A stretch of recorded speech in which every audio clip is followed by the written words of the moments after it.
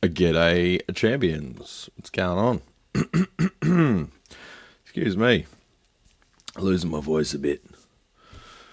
I was shouting over bands, talking to people last night. How are we? What's going on? Smash that like button. Indeed, Mark. How you going?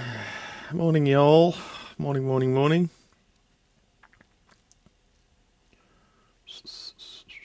King Gisborne and the Wizard Lizard. I'll have to check out that live stream you're talking about, Billy. I for some reason don't follow them, even though they're such prolific creators in music and everything else. They should be on the forefront of my feed.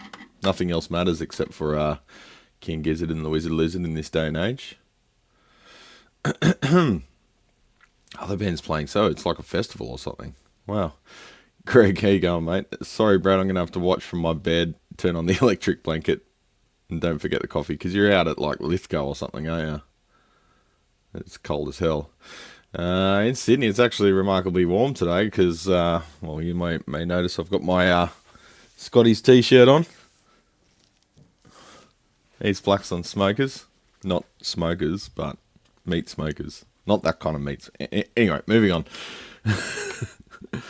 Yeah, we're starting to have a little bit less of the chill in the air in the morning, so spring's on its way. I hate winter. It's not even that. It's pretty mild in this area of the world, but I still hate it. I hate the short days more than the cold. Are there any legends in the chat willing to talk to me about the Dumble Small Special 100? I have a mind to build one with some pics and sketchy schematics. Are there reasons why I shouldn't try? Look, the Dumble thing, I don't know. I think it's a bit overrated, to be honest. He's just a dude that built some amps. Yeah, some famous people played them, but you've seen some of the amps that I've had to repair that famous people have played that brand, and they're absolute utter dog shit. I'm not saying Dumble's dog shit, but I'm just saying, just because you've got an artist under your belt doesn't mean that they're like friggin' unobtainium, incredible, you know, $200,000 an amp kind of deal. I just don't understand, but yeah.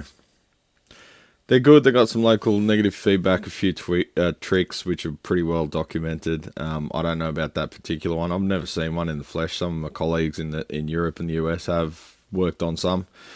But yeah, I don't know. It's just unicorn shit. Whatever. Just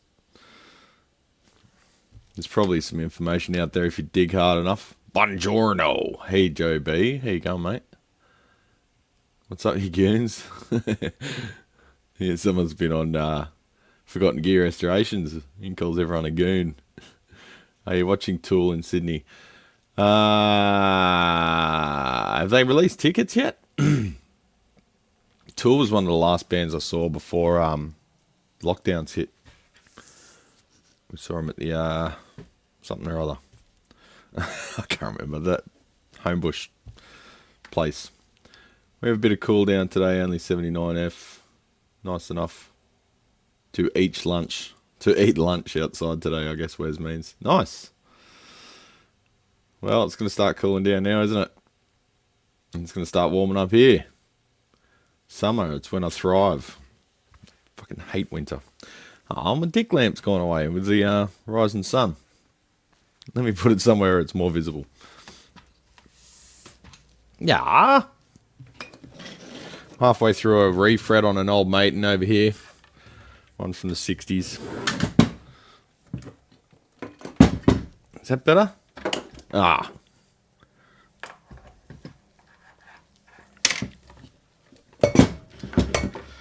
Cables and shit everywhere.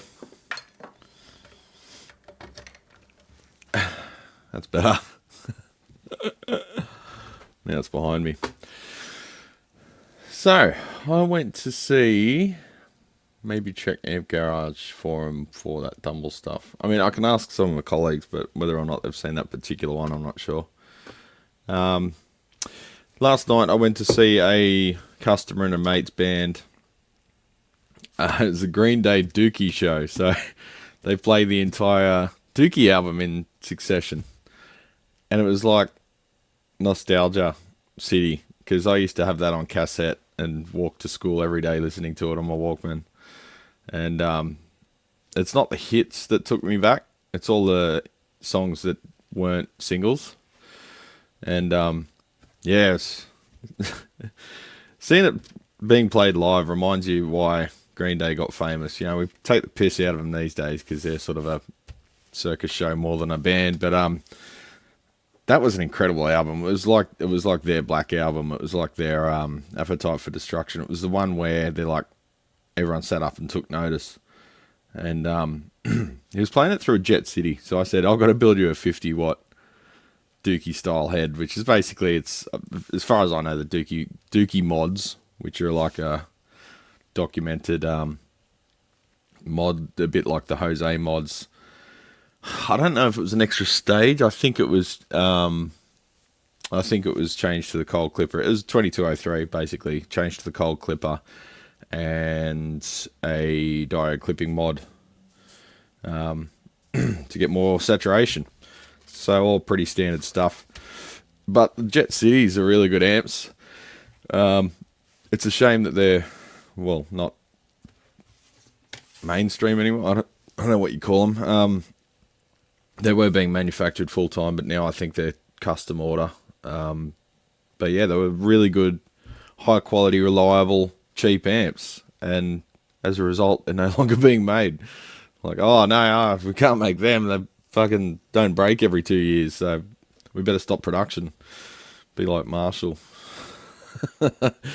and Fender and all the others.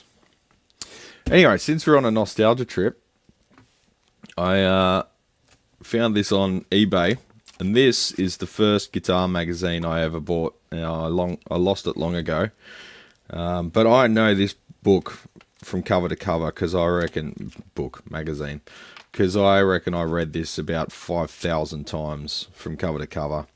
And back before the internet, well, you know, the internet was in its infancy. This was the way to find out about bands, what they're doing, what they're going to do, how to find out about gear. This particular one didn't come with one, but I'm going to do an album.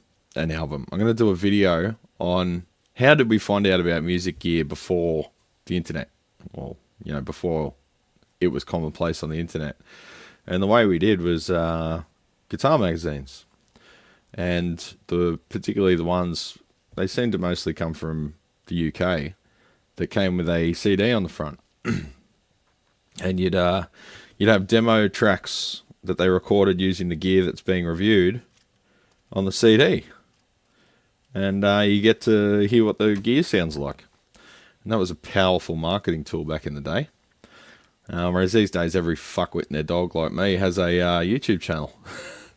So they basically outsource it. But back then, the magazines got given equipment by the manufacturer to review. And there seemed to be a lot more objective reviews back then. Like, it was less expected because these magazines, let me finish the sentence, because these magazines were pretty powerful, large corporate entities, the manufacturers were sort of beholden to them. So they held all the cards, the magazines, the publishing companies. Whereas these days, every dickhead and his dog is happy to shill the shittest of products just to get more free products. So they've got more material to make more shill videos about. So a lot of the review content on YouTube can safely be ignored.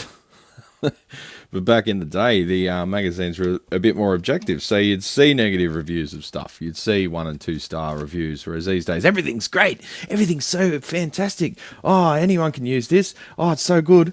So sometimes I wish we could go back to these days where the magazines held all the cards. Although you did have to pay. This particular one was $4.50 American, $4.95 Canadian. So it was about $7 or $8 over here at the time. Anyway, let's have a look. Let's go a trip down memory lane. So, rise and fall of Soundgarden. So this is when I started learning about Soundgarden. And they'd already failed. They're already broken up. So I got the shits when I got more and more of a fan of Soundgarden and realised they no longer existed. But that's why it was so emotional when I got a chance to see them again once they reunited. 311, what happened to them? 9 Inch Nails, Black Flag, Styx, ELO, Skidded. John Fogerty, this was just after John Fogerty released his Blue Moon Swamp album, I think it was called, which still feels like new John Fogerty, even though it's 30 plus years old. So this is July 1997. So almost 30 friggin' years ago. New columns from No Doubt. So that's what, Tom Dumont and Korn. I think from memory there was a... oh, hello. Fuck yeah. It's going straight to the pool room. This is what made me want a Guild S100 before they brought out the reissues. They were like just cheap guitars back then. The reason he played one was because it was cheaper than an SG. Speaking of SGs, I've got a very nice one to show you. So I ripped this out and taped it to my wall when we all went through that period as a 13, 14-year-old where your whole wall's plastered with, well, posters. Let's not go there. So it's good to have that one back. And I remember, yeah, on the other side. So I could never decide which side to hang it up by. Jimi Hendrix Woodstock Strat. Jeez, I wonder where that is these days. Back then, it was auctioned, guitar remained in Mitchell's possession, so that was Mitch Mitchell, I guess, and Jimmy gave it to Mitch to honour the birth of Mitchell's first daughter. Wow. The guitar remained in Mitchell's possession until April 25, 1990, when it was purchased by Gabrielle, I had to say that carefully, and Ansalonic? I almost said Anal Sonic, of Sotheby's auction house in London for $338,580. I guess that's US dollars. The following year, Microsoft co-founder, fucking Microsoft, Paul Allen bought the guitar. It'd be great to see it being played rather than being hoarded by some rich fuckface. But anyway, got balls? Any ball. So yeah, a lot of my education about gear and what was what came from this exact magazine. I'm not saying this Guitar World franchise, but not franchise, Guitar World company, but literally this one magazine, because it was the only one I had for like a year. You had to buy shit with your own pocket money back then, and you weren't just given money, you had to earn it. So this is funny. This is Epiphone doing a bit of what would you call damage control, probably on the fact that all their necks break. And we know that now, but here they're trying to market a bolt-on neck is less strong than a fucking set neck. Now I've seen heaps more of these break than them, and infinitely more of them break here instead of there. But yeah, they're making out like, you know, strong tree, solid wood, even though that's glued. Weak tree, bolts. And it's dead, notice that? Yeah. They've got a whole write-up. Imagine how much they paid for this ad and how many episodes it was in, just showing the difference between a set neck and a bolt-on. Probably because they were getting bad press about the headstocks breaking, which is a different area. Martin guitars, I remember reading about these, and then I saw Arnie DeFranco playing one on stage. And I thought, how's that going to sound any good? But with a piezo pickup, they actually sound really good. I saw Soundgarden here in Melbourne in 1996. UMY support, fuck yeah. It was their second last gig before they split. God damn. The Woodstock Strat is in the Rock and Roll Hall of Fame. I have a picture of me standing next to it. Nice. That's wicked. This was inspiring to me. I thought, this motherfucker looks cool as shit. And he's got a left-handed guitar, and looking closely, it's strung upside down. The heaviest strings are on the bottom. And I read that. Dick Dale. And his, I guess his grandson, has his own signature little guitar too. But it's funny, the headstock's still the same size, see? Same size headstock. I guess it's got to be because of the tuning machines, but I wanted to be that kid. I thought that's cool as fuck.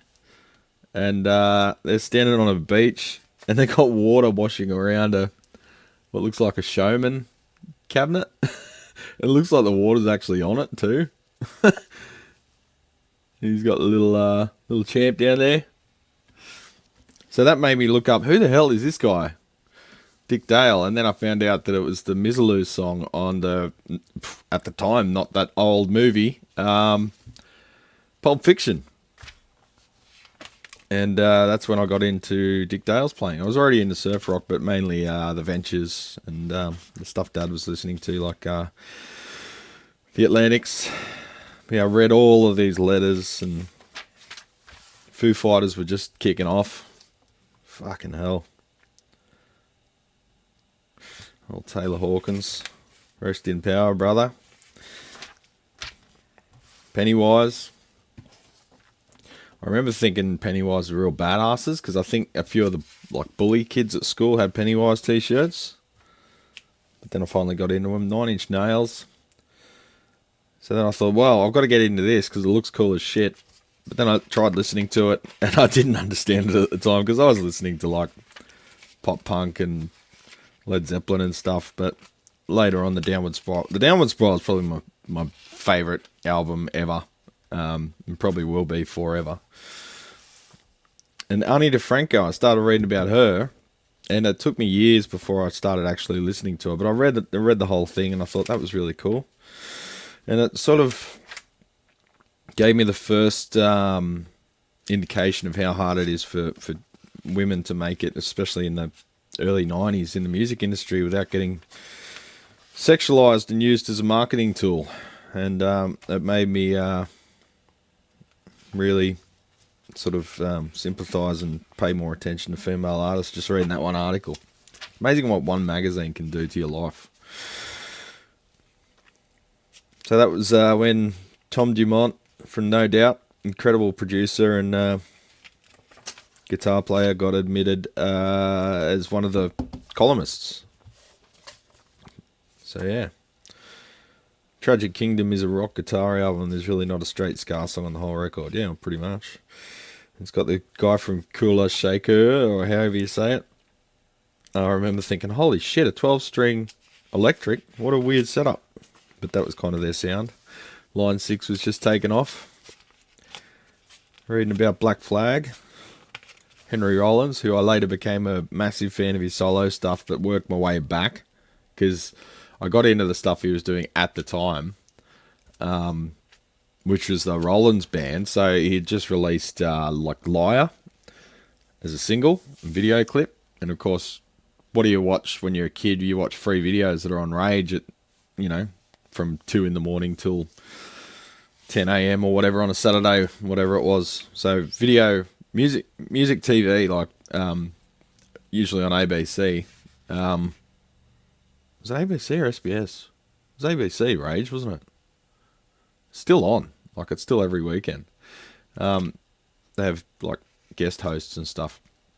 Anyway, so I'd get into what the band was doing now, and then I worked my way back, because whatever they were promoting at the time was free, because you could watch it on TV, hear it on the radio, and then you worked your way back, and as you got a bit more pocket money, started mowing a few lawns. Mowing lawns was my main source of income back in the day, and washing cars.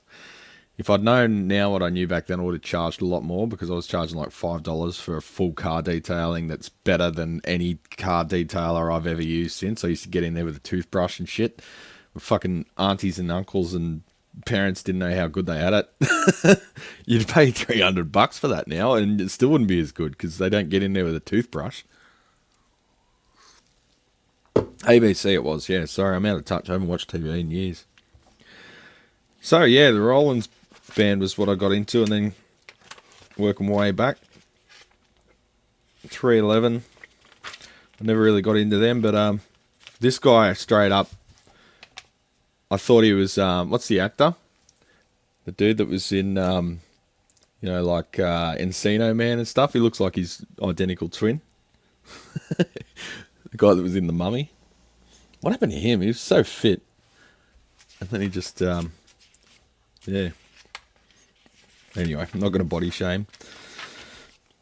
But yeah, strats were what it was all about for me. Every strat just gave me a full chub.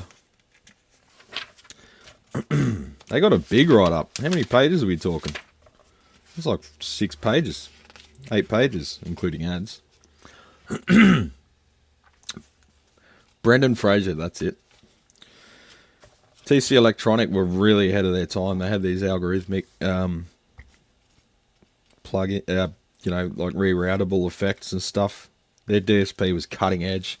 Now they're just a subsidiary of fucking Behringer, so they make trash.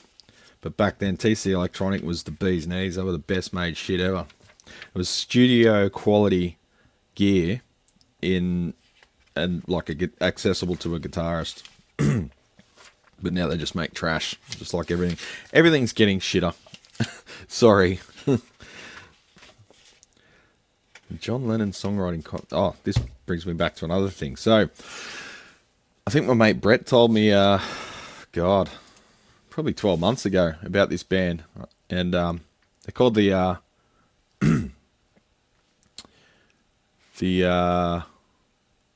fuck. What's his name? Mental blank. Guy from Primus. The Les Claypool... Well, so the Claypool Lennon Delirium is the band. So it's got Les Claypool, fucking bass extraordinaire from Primus. It's got John Lennon's son. And it's got the drummer from Cake. And another guy. I can't remember his name. But, so straight away you see the lineup. You're just like, holy shit, how can this be bad? And then I listened to it and it was everything I hoped it would be. So I will share that with you now. I can't stream it, obviously, because I'll get copyright strike. But I will share a song with you that you can go and watch, listen to. So this song here, share. Play this in the background or go and watch it later.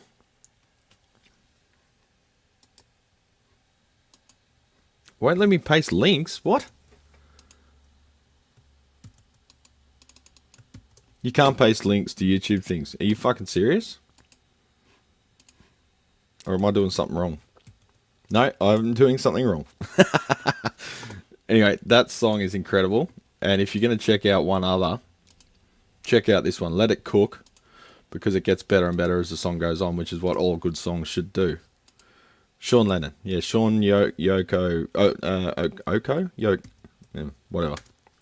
Ono. Sean Ono Lennon. There you go.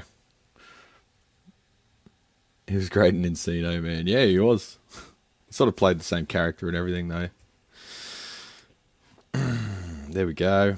So check that out. Play it in the background now if you want. I can't play stuff. I'd love to be able to have background music in my stream, but it would get taken down. So, moving on. Crown K2. I've never seen one of these, but these were one of the first, I think one of the first Class D, or one of the first switching power supply amps, because they were super light and they were like fucking 1250 watts per channel into 2 ohms.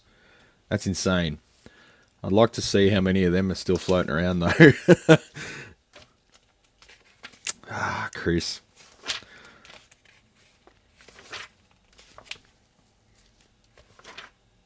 I have to read that again. I'll probably remember every word as I read it. Fucking Mesa. If people ask why everyone loves Mesa so much, and like how can they be shit if they're so popular, because they did this in every fucking magazine back in the 90s. Every magazine had like probably 3 or 4 pages, full page advertising, because he got so much funding from his artists. That's why the piece of shit that's caught on fire in the fucking storeroom there that I've got to fix is so popular, because it's advertised in every single magazine 3 or 4 times over. That is why. Joe Satriani, Eric Johnson, and Steve Weiss. This was the G3 thing. It was very publicised at the time. I remember seeing it everywhere. JCM 900, standard by which all others are judged. And these Johnson amps, you see these pop up for $100 every now and then. S-Disc 2 processing, so that was the same processor that Digitech were using and everything. Can't remember if that was a Motorola chip or what. Billy Sheehan. Fuck, he's young there. Everyone was young there. Tone Works. A little pocket processor. Anyway, I'm probably just boring you all going through all this stuff, but I remember pining over the mini disc version of this, the 464. I wanted to port a studio, but I didn't want cassettes because I had my cassette Walkman and the tape heads would always go out of alignment and wishy-washy, and tape shit me up the wall. And because I was mowing lawns for money, right, I'd have my cassette Walkman on my belt, but I'd have the whippersnipper, you know, the edger. And because the magneto spark plug generator generates a magnetic field, every time I moved it near, you get blasted in the ear by the fucking sound of the motor getting picked up by the magnetic. It's probably the thing that caused my Walkman to fuck up. Elixir had just come out, coated strings. I don't know whose idea it was to make it look like this, but not a good marketing scheme, showing a big thick layer of shit on your string. But we're still having to this day, and they're one of the most popular strings I sell. Crate amps, utter dog shit. Rickenbacker, utter dog shit. Oasis, utter dog shit. I occasionally get people asking me to repair their ADAT, and I'm like, no fucking chance, not a chance. How am I going to fix something that's got so many moving parts that's been obsolete that long? Not a chance. Not even thinking about it. See ya. I remember wanting an RP6, and well, I just wanted everything in this magazine. I even wanted these picks, even though they suck, but they look so cool. Warm off. But yeah, I wanted an RP6. I ended up getting an RP100 or something. 200. And yeah, it kind of sucked. It was one of the first ones with the dot matrix LCD. Oop. I'll save my Boomer's Rule. I'll let you be the judge of that. Fender Rock Pro. They're real. Okay. Real tube tone, even though it's solid state. And that's, there's only one way to get it, and that's with a tube. Other companies spend their time dreaming up clever tube sounding names. Valve State. For their solid state amps, Tube Tone team has infused the Rock Pro. Sorry, I'm just dealing with reflections off this shiny paper. With a real 12AX7. So they had all the same issues that all the solid state Fenders had. John Paul Jones was writing for the magazine. Man, that was so cool. I remember reading this one. White Zombies J. This was really a really good article. I used to read every one of them. It's talking about how to make it as a band, basically how to survive on the road, how to do all this and that. And I thought, fuck, that's the life I want. And then I became a fucking cabinet maker because I'm a dickhead and an idiot and not self-confident. Kenny Wayne Shepherd. This guy was in all the magazines too. Perfect Pitch. Training. Shit and cassettes. Monkey Wrench. For all the cover bands out there, you can learn how to play Monkey Wrench. And then you've got Monkey opposite Monkey Wrench. I'm so sick of fucking Foo Fighter covers. Staring at the Sun by U2. Dolly Dagger. Nice. So got the solo. Yeah. It's got plenty of pages to it. It's got lead break there. Man, transcriptions used to be so good. Have you ever tried looking up the transcription of a song these days? anyone can write it. For some reason, people that don't know music write transcriptions that are wrong and publish them. And people read them and try and play the song and realise, well, first they think it's them and they don't understand it. But it's actually that it's completely wrong. Why waste your time writing wrong shit? People just like the publicity. Notation guide, so it teaches you how to read music on the last page. Fucking crazy. Hey honey, it's the new Pantera book. So you kind of the only way to read music these days is get an old book that's actually certified. So I've got the Led Zeppelin one up here, which I lost. Well, I think my brother ended up with it and it disappeared. But this got given to me. I think it was like 16th birthday or something.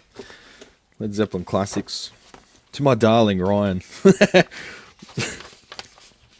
Fucking Ryan mustn't love you that much because he gave it away in 2003. Black Dog, Black Mountainside, Bronio Stomp. But these basically they had a little sign like this somewhere. Well, there was another one that looked like a triangle, and includes complete solos. But it also has production notes, like it'll say, acoustic guitar, electric guitar, 12 string. It'll have stuff like the funny sounds at the start, or like the violin bow information. Like it'll say, return 16th note, amplifier vibrato with guitar 2. I've never seen stuff like that online. Classifieds should ring someone up about their guitar for sale.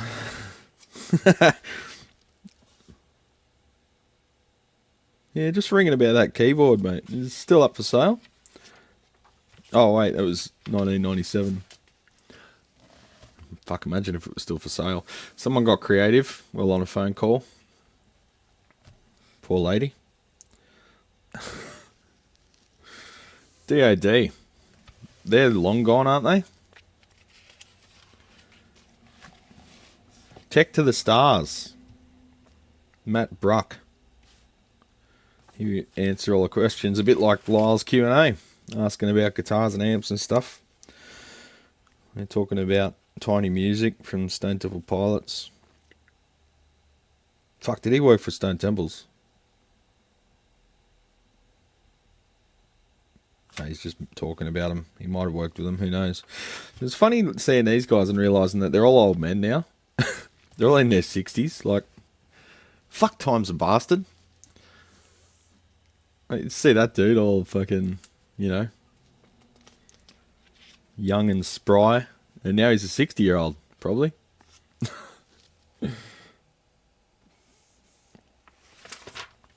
Whinging about kids on his lawn. So this is probably the article that made me want Porta Studio mini disc, because mini discs were taken off at the time. We thought that they'd be the new, a recordable CD, re-recordable CD in your pocket, small, compact. But yeah, they didn't last long, did they? Rocktron, Chameleon, online. Sometimes the internet, that cyber symbol of modern age, seems like nothing more than the biggest time waster since heroin. What a visionary Mike Beaver is.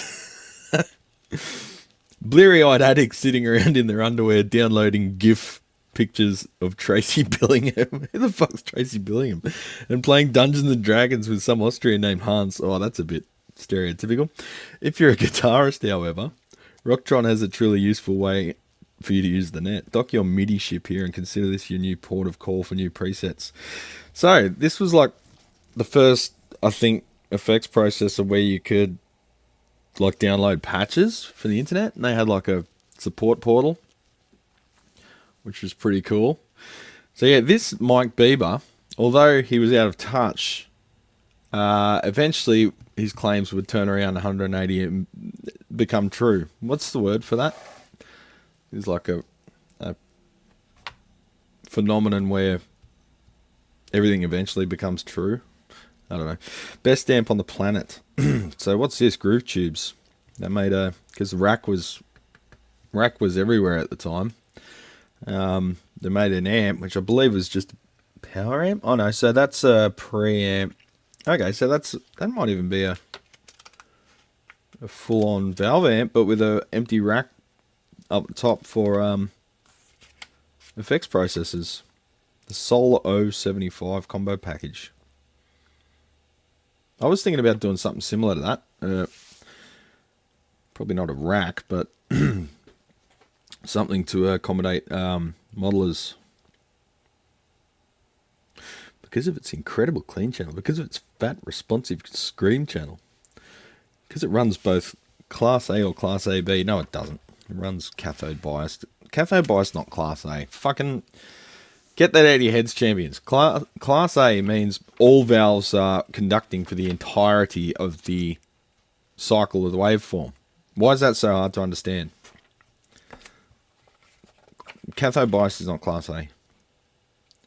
You can have Class A push-pull, Class A fixed bias.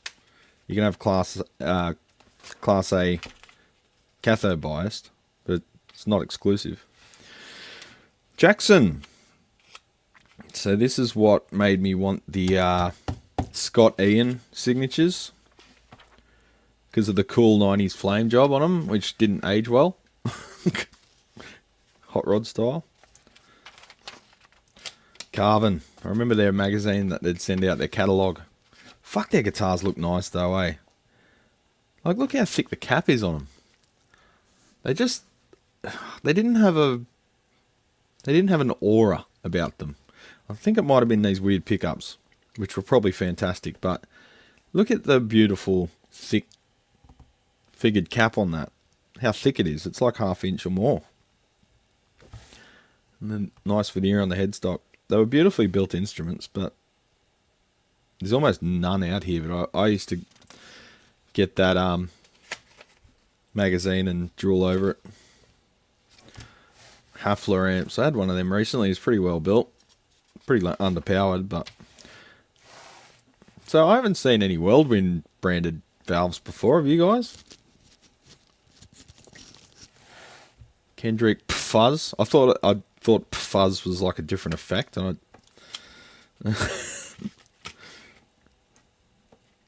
Zoom. So this is how you used to buy your t-shirts too. You'd see the design, and you'd mail order. You'd use this order form, and you'd cut it out with scissors and fucking post it to them, and they'd send you back your incense sticks, shot glasses.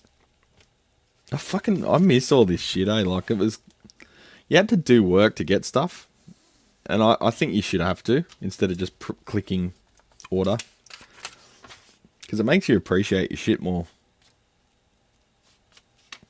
Ooh, he liked that frequency. What's that?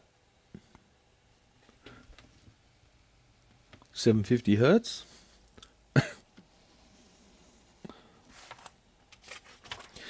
Anyway, enough of that rubbish. Better do some work. I like that ad. Shows all their pickups in one.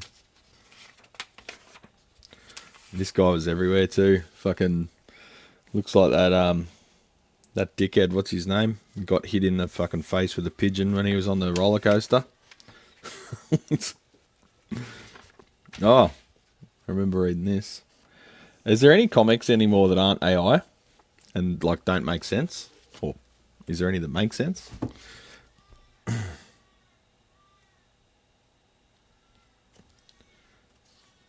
My star signs.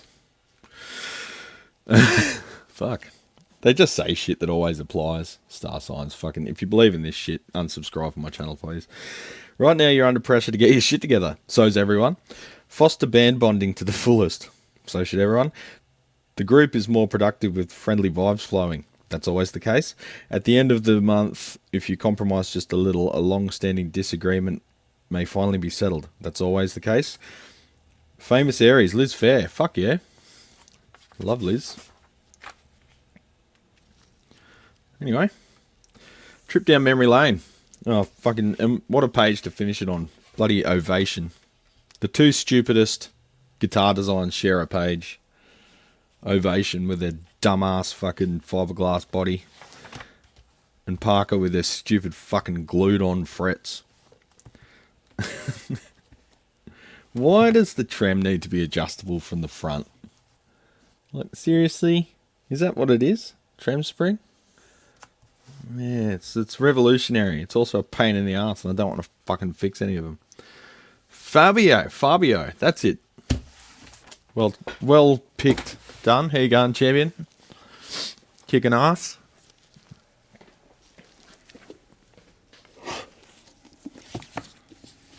Put them away. Enough silliness.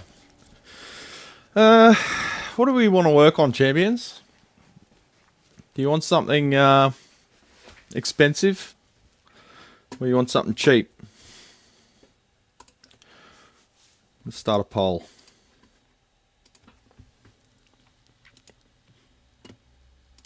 No, it wouldn't be a good time to add ads, YouTube. Fuck off. Start a poll. Next bit of gear.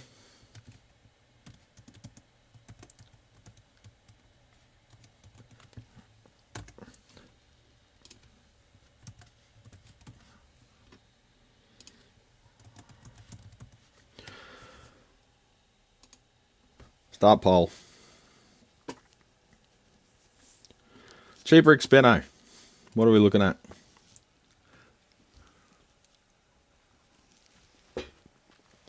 The cheap one's still interesting. A lot of people ask about it.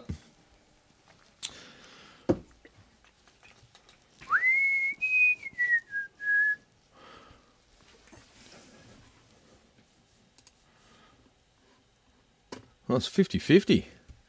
Oh, no, it's swinging to a Xpeno, back to cheap. Well, it's like a horse race. Xpeno, cheap, Xpeno, cheap. Everyone in here has a knob. No, incorrect.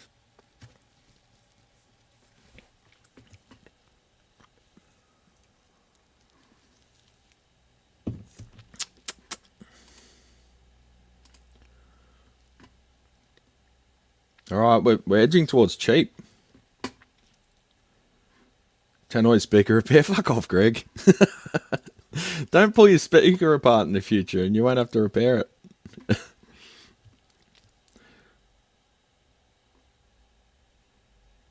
I'm going to vote too. Oh, hang on, I've got to sign in. What's my email? I forget.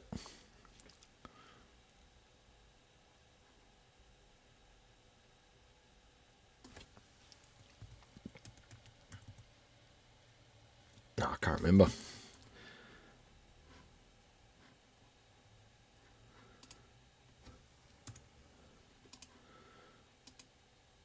Okay, I've just fucked up my chat.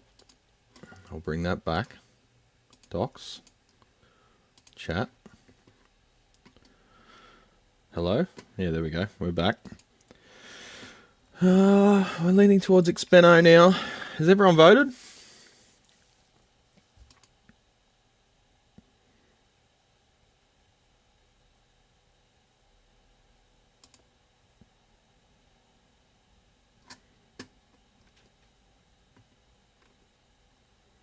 Spelled expensive wrong. No, I didn't. You did.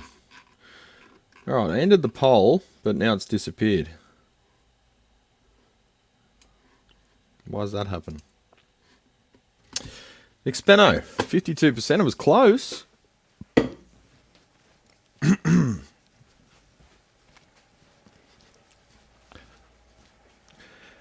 I've got to break my back then. It's in a road case.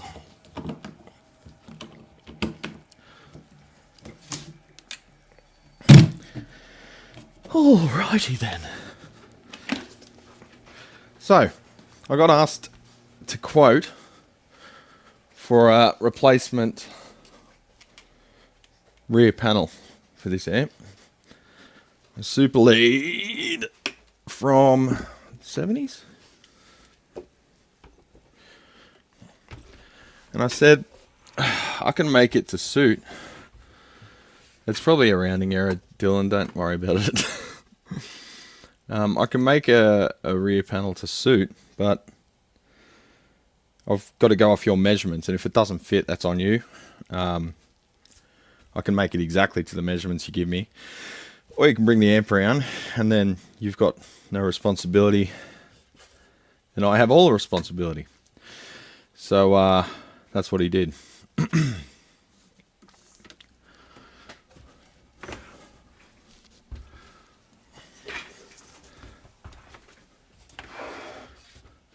So, don't call it a plexi because it's not. Do you see any plexiglass there?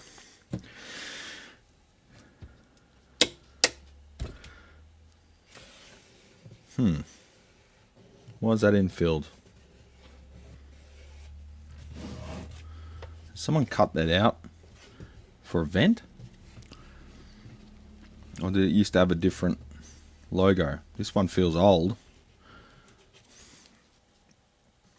Can you guys enlighten me as to why you might have an inserted piece here and an aftermarket piece of piping there? It's got a different look to it.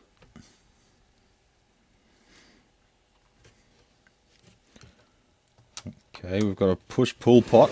That's the first sign that things may be fucked in this thing, but he said it's working fine.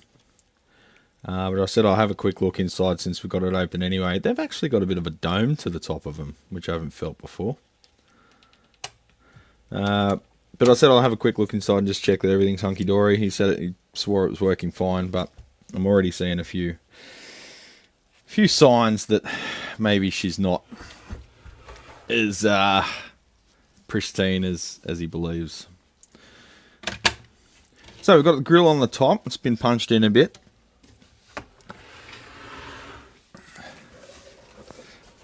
Looking at the back,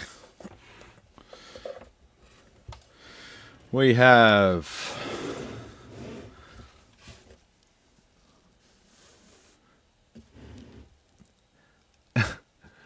auto expose. Hello? Oh no, it's on manual. Hang on. What am I doing? What am I doing? What am I doing? ISO. Let's make ISO auto.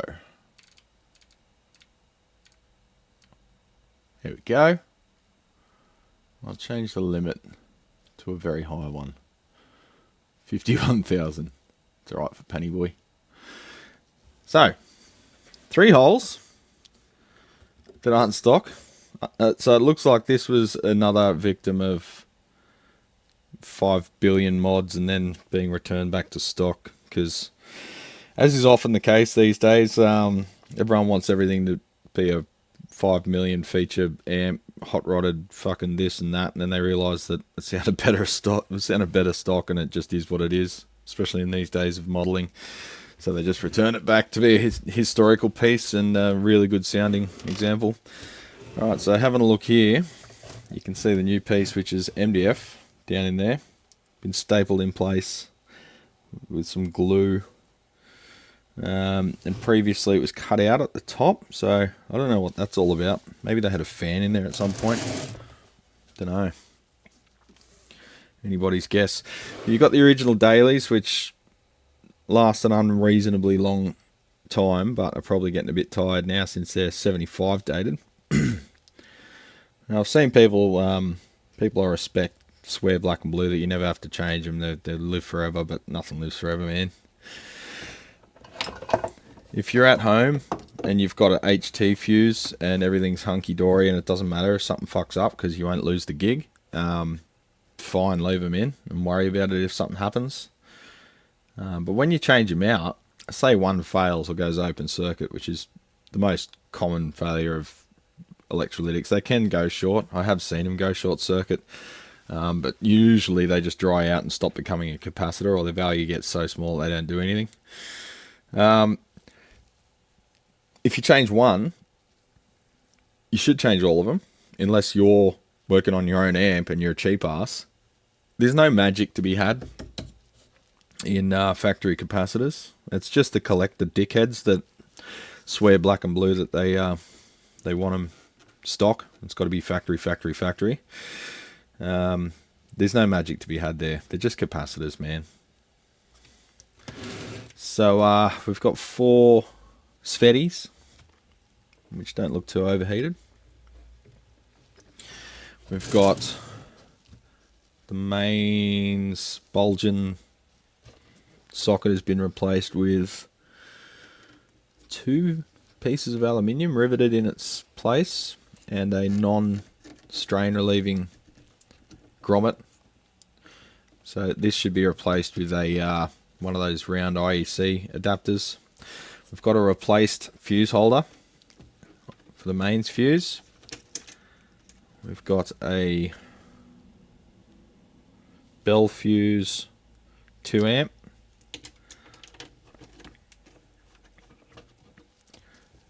And for the HT fuse, we've still got the stock holder. Yeah, they're not in the signal path, but even if they were, a cap is still a cap. They can have some influence on the sound, but I think that's very overstated as well. Now, 1.5 amp in HT, that should be a 1 amp. I hope that wasn't replaced for a reason. They've replaced the plug output stage, the output impedance that had a selector the same as this. These fail all the time, they're shit. Replacing them with one of these is the way to go. I just got a bulk order of some of these because I figured out the DigiKey part number and just ordered like 10 of them because I replace them so often on vintage heads. The voltage selector you can leave in but disconnect it so you can't poke anything in there and get shocked. Just hardwire it to 240 volt or whatever your region is. That's what I prefer to do, but replacing it with a one of these modern versions is good too if there's enough room there. If you are planning on using it for different regions, which pretty much no one but a rock star would anyway, because who else is traveling with their fucking 100 watt head? Anyway, let's take this thing out and have a look. It looks like the work's not great, but it looks like multiple people are involved too, so maybe some stuff's already been addressed.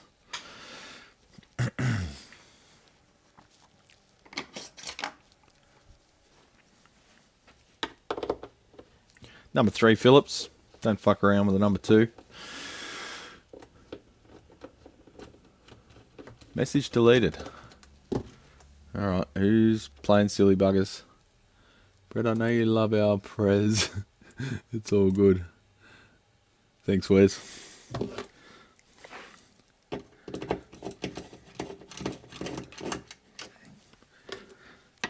So yeah, using a number 2 Phillips, we'll remount the screws.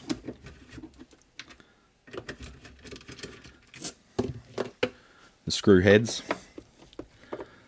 You see them all the time with a big hole where there used to be a cross.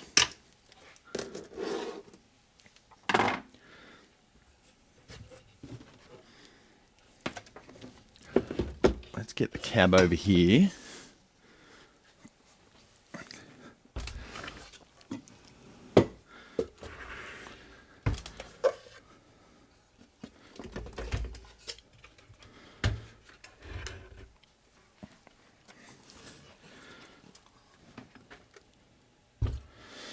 Alright, it's not looking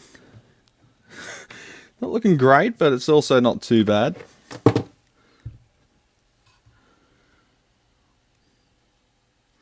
Alright, so it looks like there used to be some switching up the front end.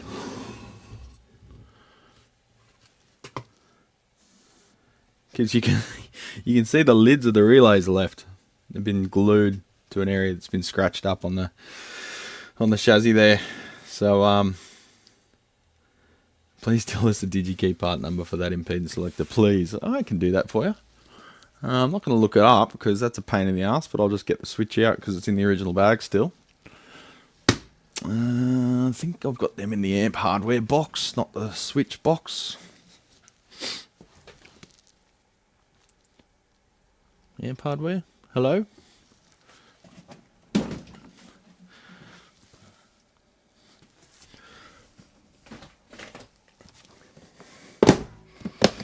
There we go. Here you go. You come here for all the good tips, don't you? Alright, so this is the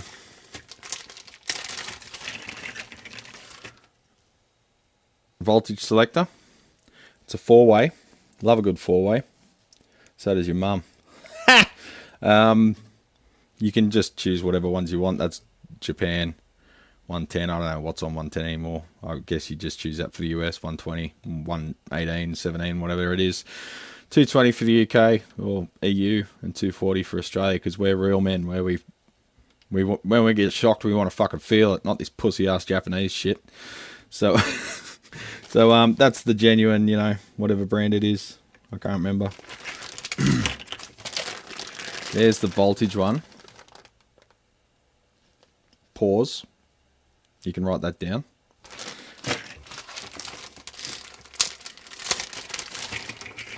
And then there's the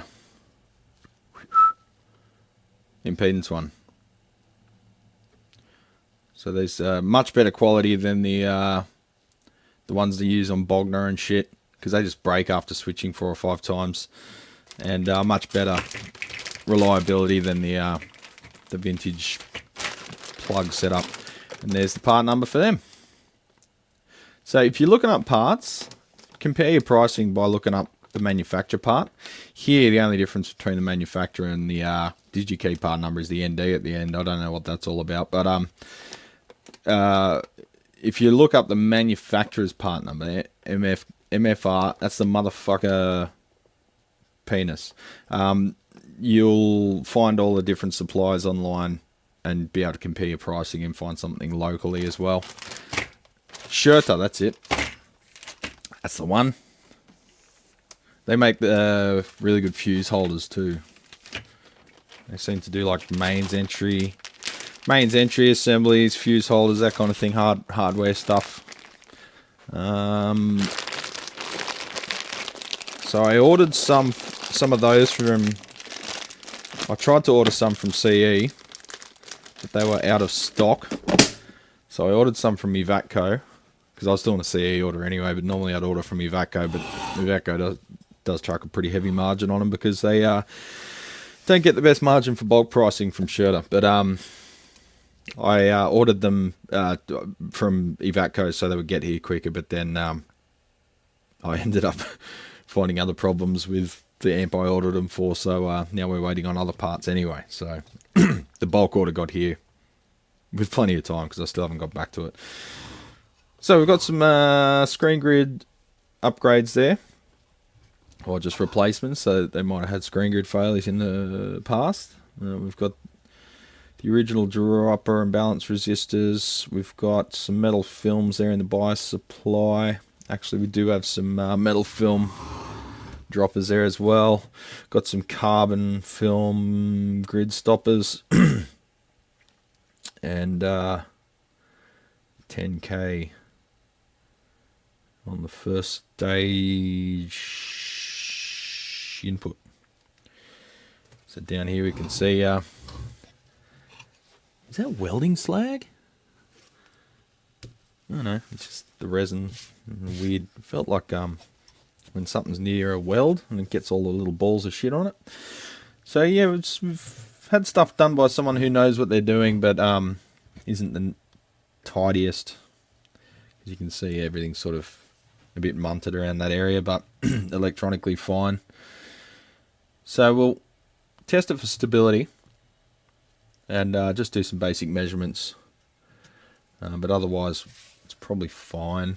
I can offer him a recap, but then tell him that if it's not mission critical, he could probably still try and get away with those ones for a while. But I want to, well, not want to, I'm going to do something with the mains lead, because he also said that it just looks shit being white, and it looks like a fucking $20 fan from Kmart rather than a classic Marshall head. So we'll do something to secure the mains there, and I'll give him a quote for that rear panel. I might just give him a quote for general service on the amp too, just to test and service. USA DigiKey site has 127 in stock. Yeah, yeah, they are expensive. $40 isn't really expensive though, Wes.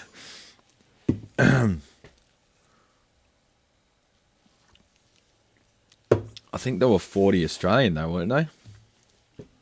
I remember them being like 70 bucks each. I wouldn't have bought them if they were.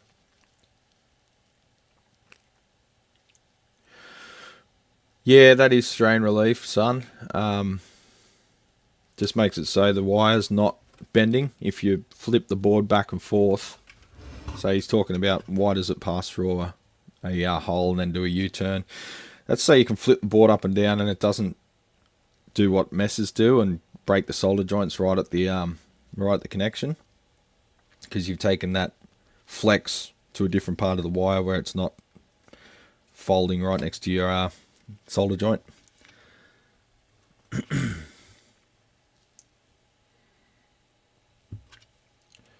What's that switch doing? The switch is adding...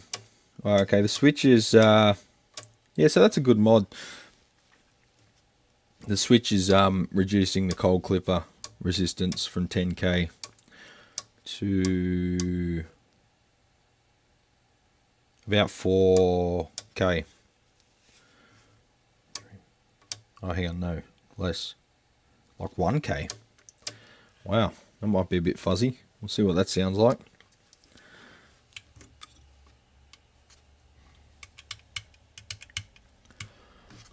Anyway, it's a shame to see one of these with holes all drilled in it, but at this day and age in Australia, they're pretty much all been hacked up by someone. I don't know if there was one guy that mainly did it here or multiple offenders, but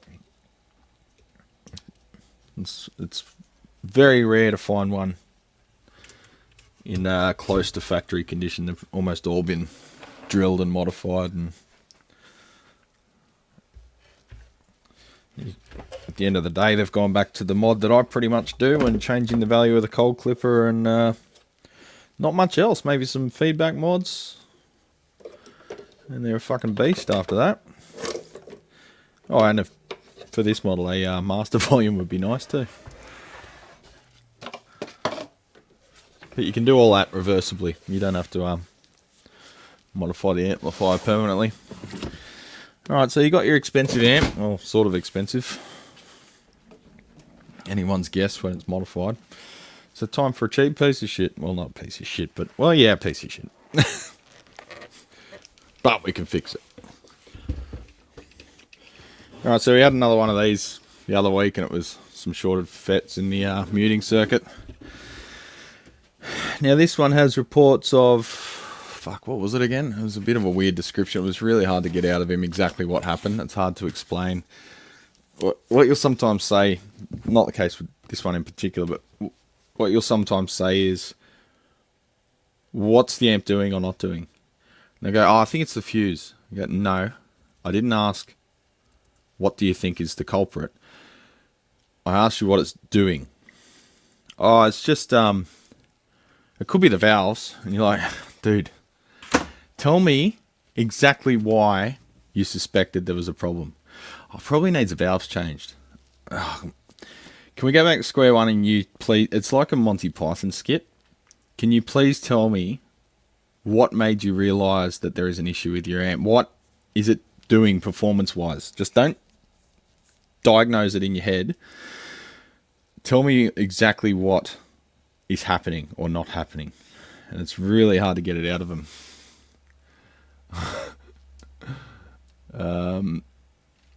And they always suggest the thing that's the cheapest. Like, oh, it's just the fuse.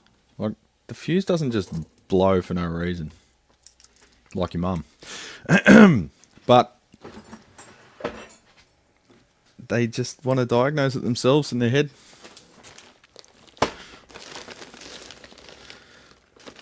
But in this one, it was more an issue getting out of him exactly what the chain of events happened.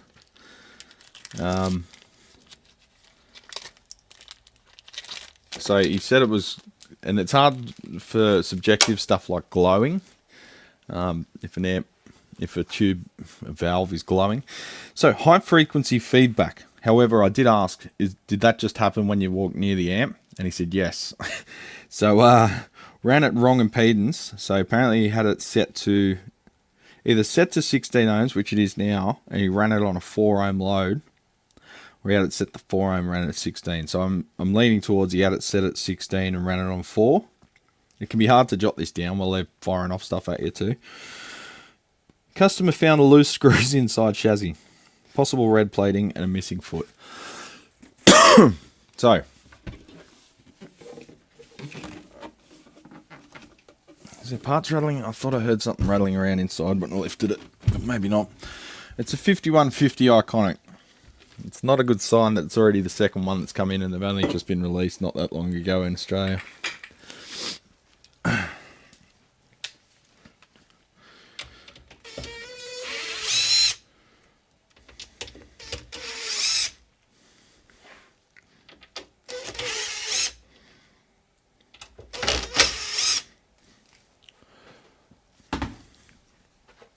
Get a little parts cup.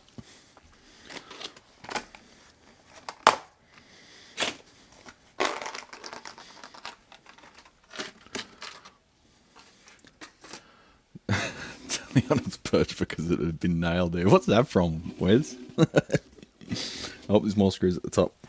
I'm used to the old ones where it was just 2 screws at either end. This is a better way of doing it. Less than a year, no. No, it's outside of warranty. I do ask that. So yeah, it's just out of warranty.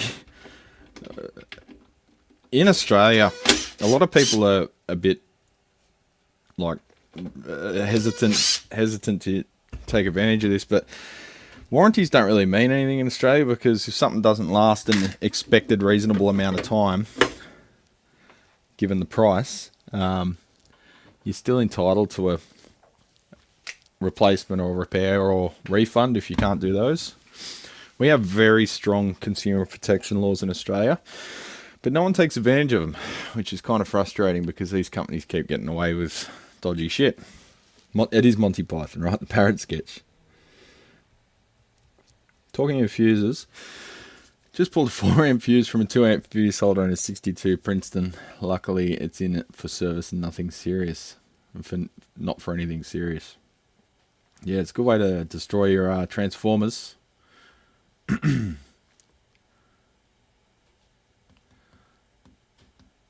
Is that young bloke's amp from up the mountains? It's one of them. The previous one was a young bloke with one of these. And this is another young bloke.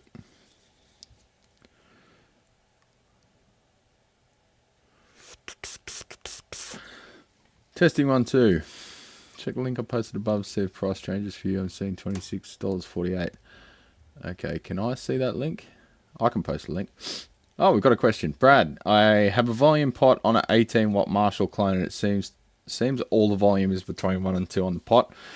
Which pot does this? I thought I put an audio pot in, but now I'm not sure. It could be that it's the wrong taper, but that would generally go the other way around. It could also be that you've just got your gain structure is just massively out. So you can have symptoms, bitch. Give me the symptoms. Yeah, that's right.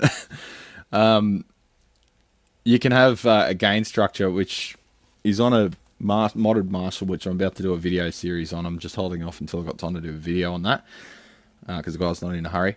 The gain structure is so far off that if you turn that pot all the way up, the output stage would be a massive saturation. It's just, there's no attenuation. You probably noticed in a high gain amp, there'll be an overdrive, then attenuation, then overdrive, then like it'll a gain stage, then attenuation, then gain stage, then attenuation. Almost like a fucking cascade, right?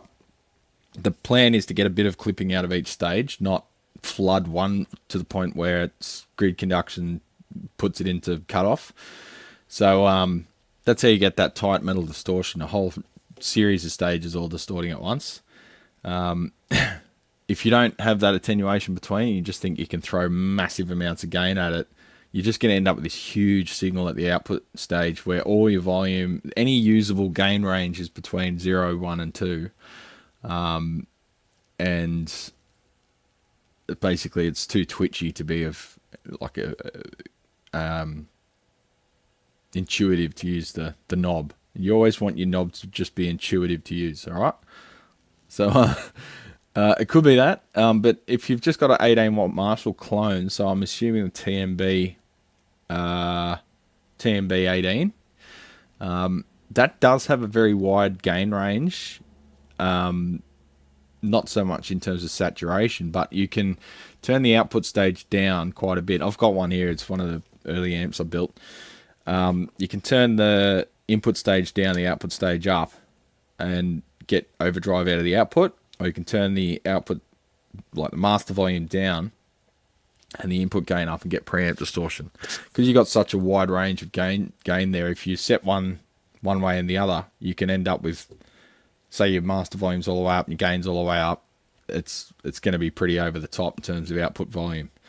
So you might want to look at some interstage attenuation there, or some attenuation just before the master volume. If you use it always at high gain, and your master volume is only sort of reaching the range that you want between 0 and 2, just put an attenuator, a voltage divider, just before the master volume. You see this in a lot of amps based on Marshall designs anyway, like a Friedman, like the Dirty Shirley, for example. That's got an attenuator right before the master volume for that purpose. It just makes the output stage a bit more intuitive. But yeah, just check the taper of your pot. Put your pot at halfway. Make sure it's not somehow you've picked up a reverse audio too. Pretty unlikely, because they are a lot harder to find, but it is possible. Anything's possible.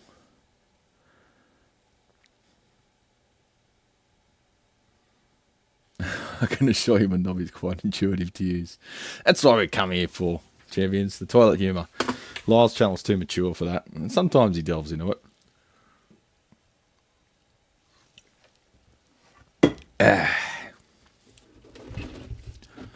So, missing foot, certainly. It's got the screw there still, though. I've got to order some more rubber feet. They're very soft rubber, these, and no wonder it's gone missing, because you'd be able to rip that out pretty easily, I think.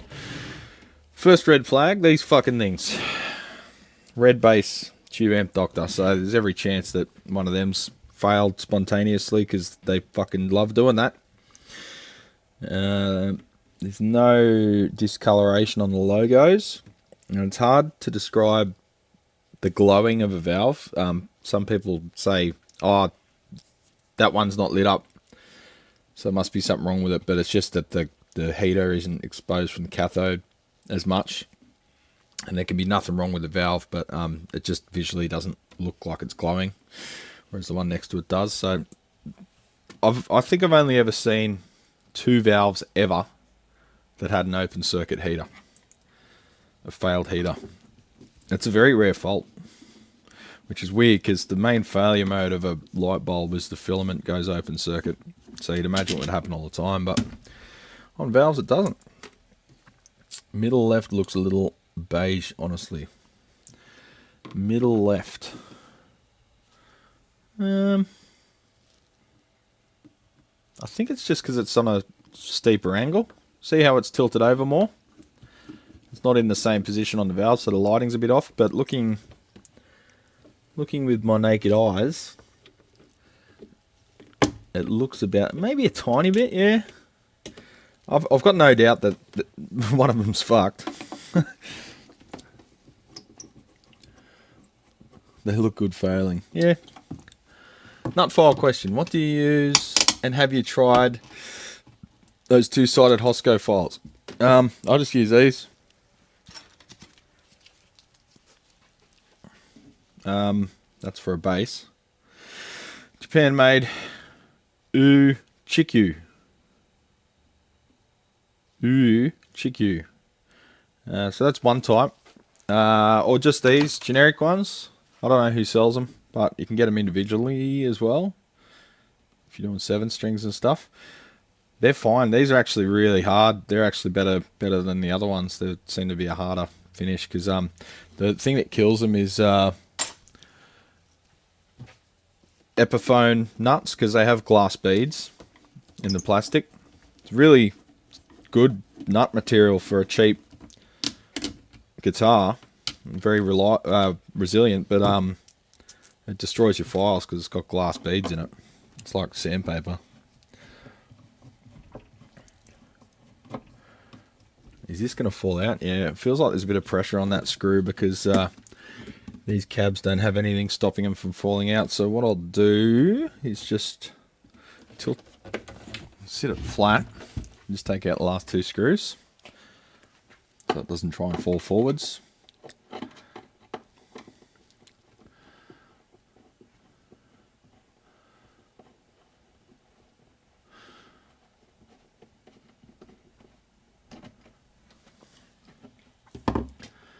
Salvy's music swap meet in Adelaide this afternoon. Nice. I love Adelaide. I want to get back there. I'm going to do a big road trip when I get the bike back on the road and go from Sydney down the coast, stay at Melbourne, go to Adelaide, go to Port Lincoln, and stay there for a few days and come back. It's probably going to be like a bit over a week. Better make the fucking bike reliable in the middle of nowhere. But I'll probably do some video footage on that one and make a little travel video. You know, the videos on my channel that get like 3 views, those ones. It's frustrating because I want to do everything. I want to do all sorts of different stuff, but people only come here for the amps.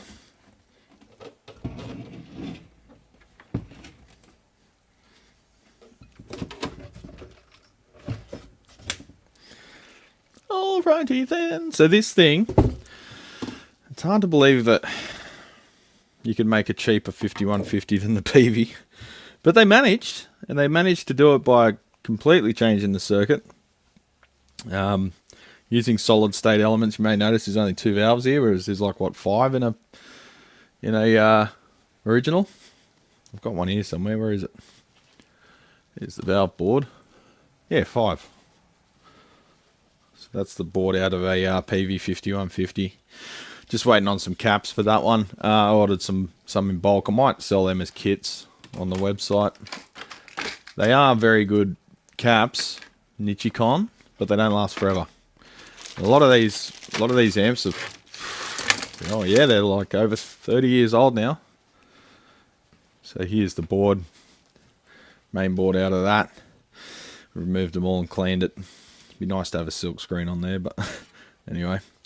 So we'll do a few mods to that. This one I had to replace all the pots, and some of them were very expensive because the previous Genius put all 6.3mm knobs on it with set screws, and when they tightened the set screw, they broke off all the because the original ones were like this shitty pot metal. These ones are actually much higher quality. They've got a machined aluminium, machined brass bushing.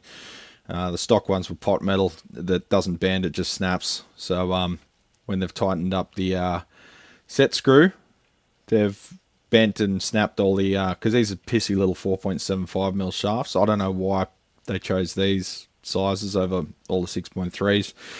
But if you're going to replace knobs on these, you've got to get the actual PV ones because no one else makes them in that size, unfortunately. So this good customer of mine, long-term customer of mine, he found this one relatively cheap. So he just wanted it returned to stock and reliability mods. But there's the PV ones, which you can still buy from CE.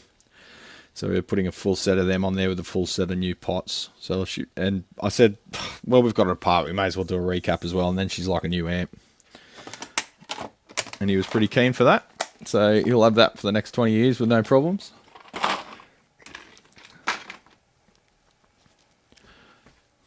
So the stock caps are very stout little things.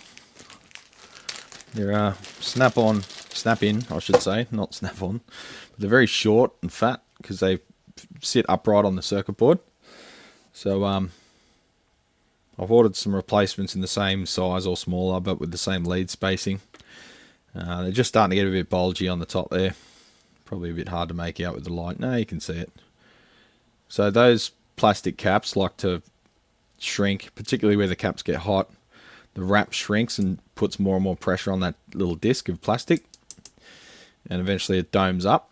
But But you can feel that by pushing it down, and then you can feel the actual aluminium cap underneath, or the aluminium can underneath it. And you can feel that's bulgy as well. Plus, PV used IC caps. Actually, that's a Nippon Chemicon. You can see the symbol there. That's actually a higher quality. See the Nippon Chemicon symbol? But they did use some ICs as well. Oh, sorry, there's my beautiful watch. But they didn't use the shit that Fender used. These are, I think, starting to ooze some schmoo as well. See under the cap there? Normally it comes from where the lead exits.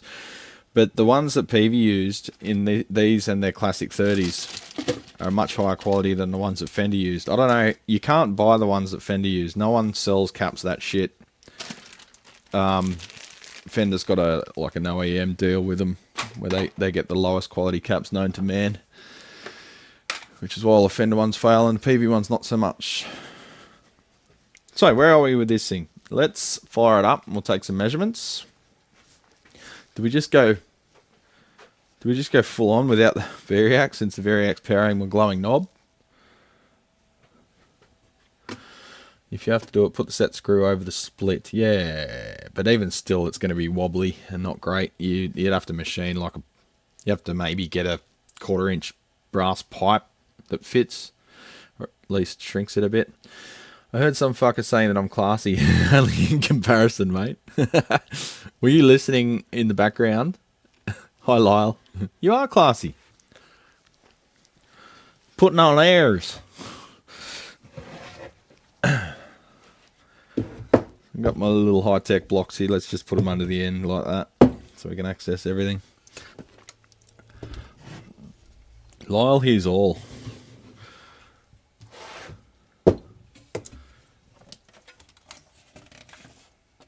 That's what he's paid to do, Wes. He's paid to hear.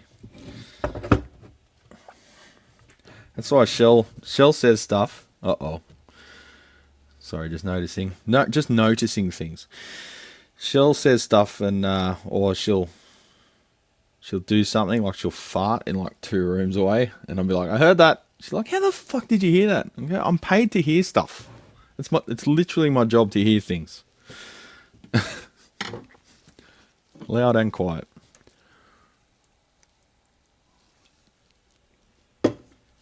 Alright, so what am I noticing? So, I do have the schematic for this, even though for a while I thought it was unobtainium. We have the same glue that every fuckwit and their dog use on all sorts of devices, and it likes to go conductive. And it likes to cook itself and leak voltages all over the shop. And that is on the low voltage supply, which is regulated. But there is also, where's the bias supply? So let's just trace it out in our head. So we've got a bias supply on the output board. I could show you the schematic in a bit, but that's all. That would be a waste of time. So we've got AC here on the purple. That's going to the power level board. So that is changing the bias point, I believe, as well.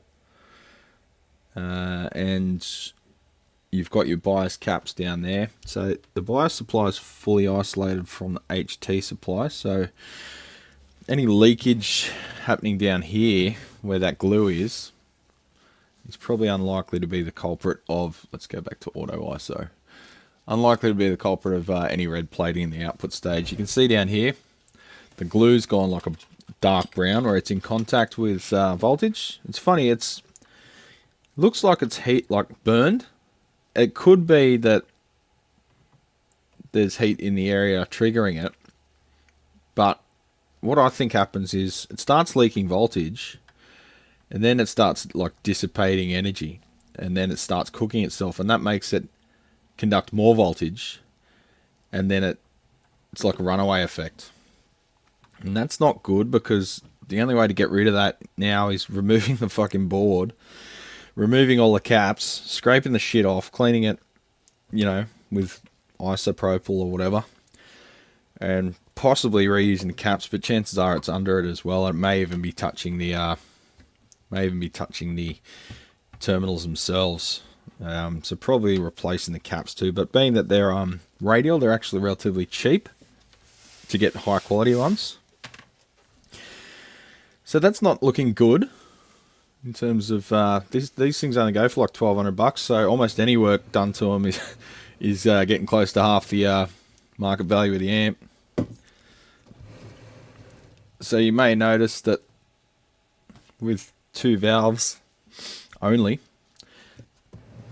in the preamp, they're up the front end down here, and there's no phase inverter. Well, there is a phase inverter, it's just solid state, and you've got 2 weird high voltage bipolar transistors there. They're not FETs like you find in Black Stars and Bugaras, which are just Black Star ripoffs. They're actually bipolars, so that's a bit strange. And they're still running at high voltage though, to be able to achieve that massive swing to the output stage. So she ain't a 5150 really, but over here there's a muting circuit. I've learned these things pretty well since we had one in last time. I thought, well, we're going to see lots of them, so what do? You either decline the amps entirely, or let me try my new shortcut. Hey, I put keyboard shortcuts. You either decline all the amps entirely because they're cheap and they all fail, or you can dig in, figure out what the most common failure modes are, and weigh up, is it worth, well, now that I've thoroughly studied this amp, is it worth taking them on now that we know that one of like 2 things usually fails, and we've got like an express method of dealing with those failures, and then you become the fucking go-to man for the EVH series. You can stand there and decline jobs all day, or you can dig in and figure out a quick way to fix them, and the less people you turn away, the greater your reputation grows, and you get the reputation as the do-everything man, which is probably why I have such a full storeroom and I've had to shut off repairs. Is this the cheapy 5150? Yeah, it's the 5150 Iconic. It's a piece of shit. Lyle, you're 100% right there, but how could it not be? We're in the end stage capitalism. Everything's getting worse, so everything's going to get worse and worse quality. But there will be a few manufacturers who do the best of the best, and they will become the go-tos for people that are serious about gear, and everyone else will just buy disposable stuff and throw it in the bin like their iPhone, which is what these companies are conditioning people to do. And it sucks. And as Sonny Silversmith may have noted, I'm a raging lefty, and I hate things getting thrown in the trash just to mine up more shit and make new shit. But that's the way everything's going. 5150 with con in its name. Yeah. Icon new. Iconic.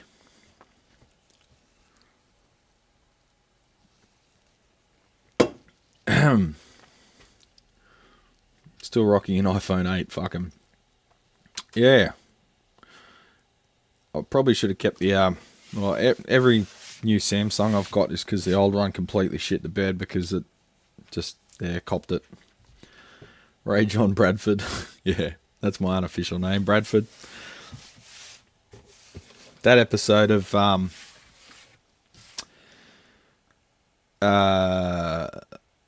oh fuck, mental blank. Technical difficulties. That episode of Technical Difficulties I was on with Lyle popped up in my feed the other day for some reason when he called me Bradford as soon as we went live. Do you want to do a palate cleanser, Lyle, and do another Technical Difficulties with me? Just because you haven't done one for ages.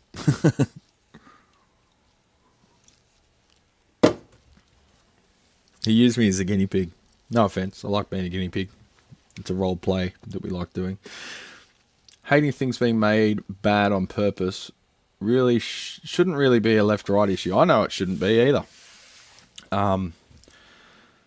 Yeah, I don't know why it is, but it is.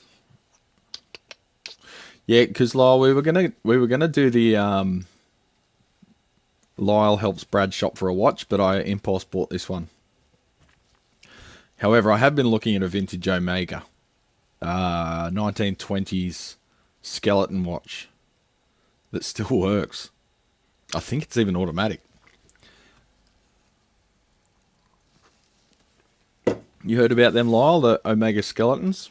They've got like these beautifully engraved skeletons on the let me show you.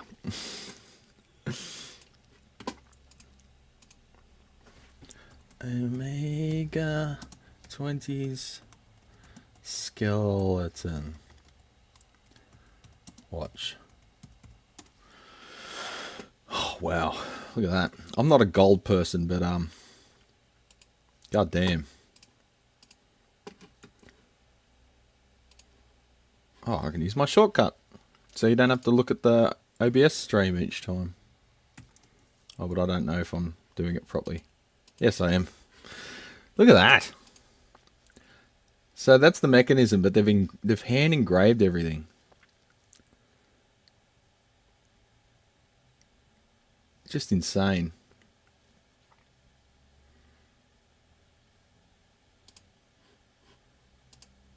I think even the back that's the back. So they've got glass front, glass back, both heavily engraved. Like in between all the screws, all that's hand done.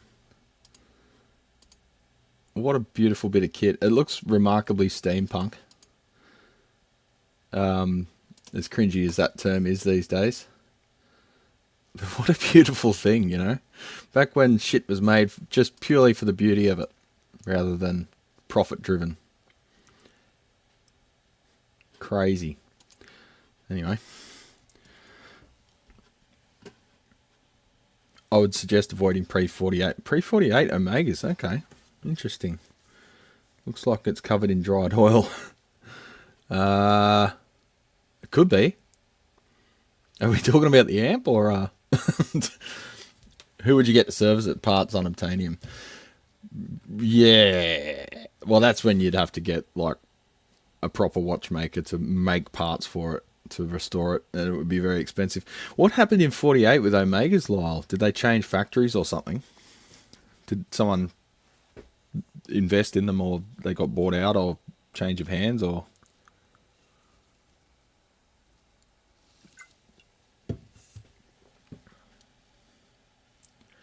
Swiss watches, 39% tariffs to us at the time.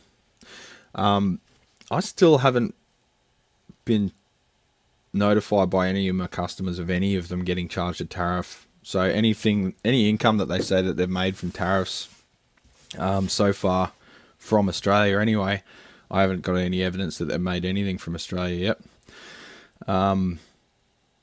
However, the de minimis exclusion just literally a week or something ago got cancelled, so I guess we'll find out in the next week over the boards I shipped last week and this week if they get charged. I have been asking my customers to let me know if anything. I think it's a 15% total from Australia, so it's just like you're paying the bit more than the GST.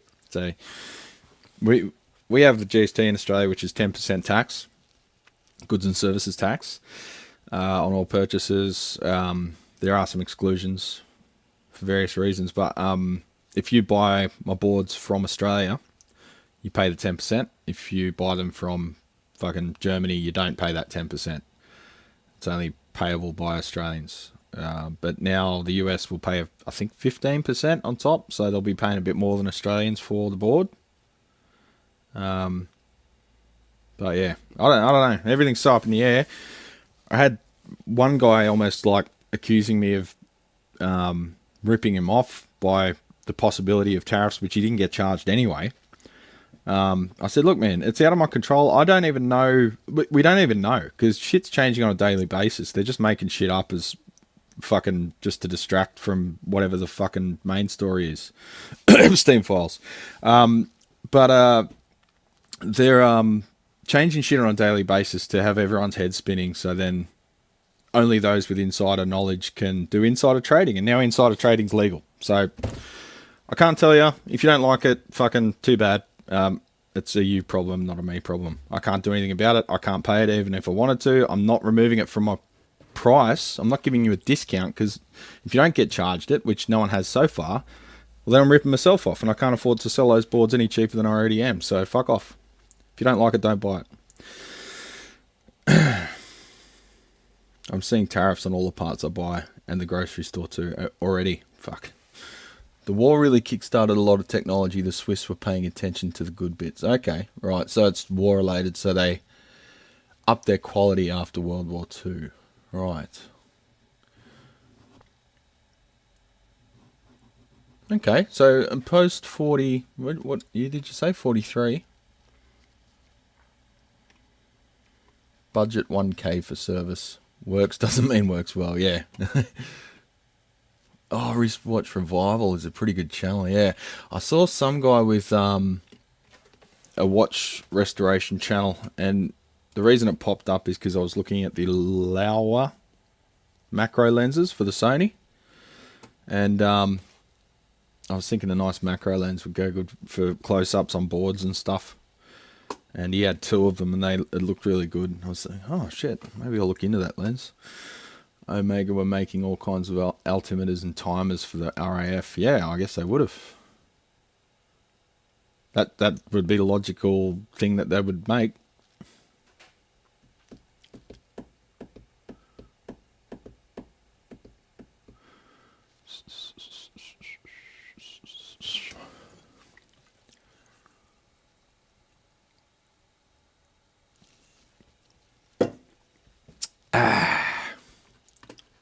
Anyway, back to this thing. So, let's test the stability of the output stage, which hopefully isn't a long-term thing, because I've got other amps to get onto in this video. So to do that, where's our output transformer? There we go, the usual shit. Yellow. No, brown. They've stuck with the usual colour scheming. What time is it? Oh yeah. 8:45. Okay, these are those quick connects that have a little catch on them, maybe, because it's really hard to release. No? Has it just welded itself? Let's just pull back the insulator and see what's going on, because that feels unreasonably hard to remove.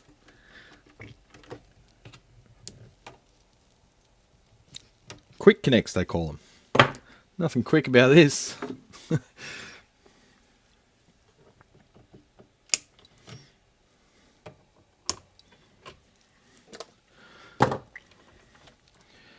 I think the biggest, well,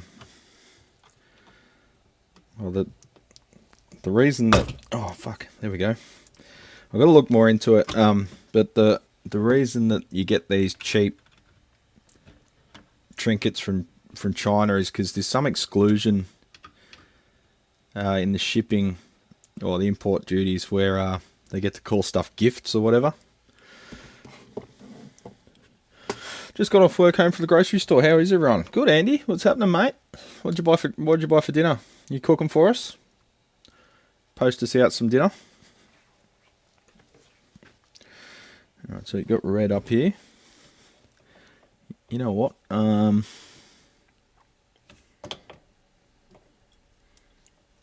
Maybe I'll just shove a probe down the guts. No. It's a bit... Actually, you know what? That resistor there is connected to the screen node, so that will be a good little point to connect our probes to, because that's the B+ on the other side of it. This is without getting the schematic out, champions. You can figure this stuff out pretty easily, because there's a lot of similarities between amps. 0.1 ohm. I think we're good. Just measure the resistance of the OT. We've got 23.0 ohms on one side, 29.3 on the other, so that's about right, what you'd expect with my beautiful silicon Pomona leads. Love these things. I think I gave you the part number last time, but I'll grab it again for you. If you're after a really good set of leads, because there's so much shit out there, There's the part number for you. Bing, bing. So they come with little extension sticks, which are nice. I'll just get the one I've already opened. I've got them as a spare. Whenever I buy leads, because I've got so many meters, I'll buy like 2 sets. Bought one, but I think I was trying to get it below postage cost for like a 5-cent part. So they got these, which are really handy. Spiky little chooches, insulated right down to the tip. Really good for tracing out surface mount stuff or crowded assemblies. And they just go into the end of the probes. And they also come with these big bulky things which no one uses. These are good for if you're just attaching one, but even they're insulated right to the tip. They're good for just connecting to the chassis if you're just doing global voltage measurements, that kind of thing. Colin Aiken, thanks mate. $20. I'm from the US regarding tarot. Yeah. Oh fuck! I'm gonna get all the fucking lunatics coming out. Oh, Brad's a socialist. I suppose you could describe me as a democratic socialist, yes. I don't really give a fuck what you've got to say about it either. Do they come with condoms for the normal tips? No, but I just use a bit of heat shrink for that, or because they come with the spiky protective thingies that go over the tip. What you can do is just shove it in a bit. The 60 FPS is weirding me out. What? What's 60 FPS? I'm 50 FPS because we're running. I'll have to figure out what you're talking about there. So you can cut a bit off these things that they ship it with. Or am I on different frame rate on the overhead cam? No, it's 150 frames per second. Yeah, everything's looking smooth on this end.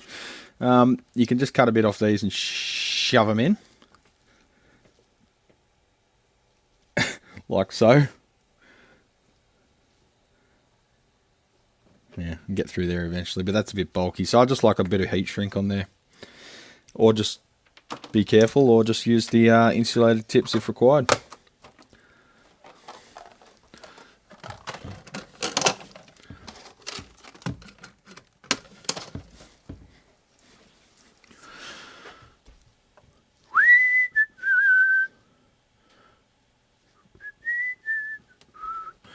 Let me just have a look at the settings there, Lyle, because I'm pretty sure I'm running 50 frames a second here, because it is Australia.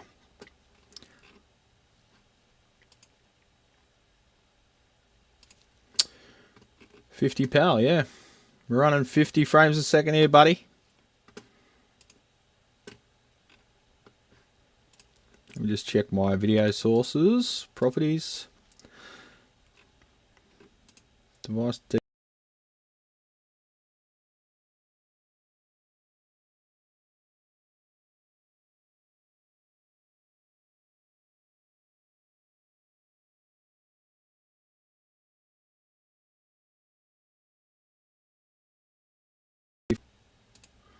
Yeah, we're running 50 frames a second. Super recommended that for new players. My first fuck up when starting involves shorting a probe on an octal socket 2 to 3 pin. YouTube is saying 1080p 60 hertz, but that's because YouTube's Seppo land. But this is 50 hertz, and if I was to click on it over here, it would say 50 hertz. Because over here it says FPS 50. I can't see any issue with it. I'm looking on my phone, it looks alright. Settings, auto. 1080p 60. I don't know why it's saying 60.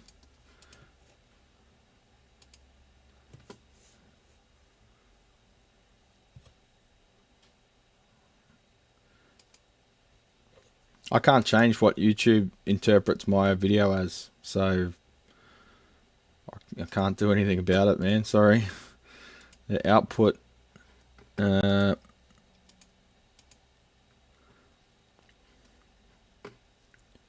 Stream output.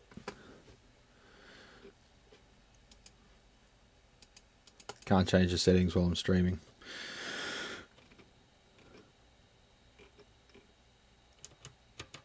I'll have to have a look at it later, but everything in OBS is set to 50.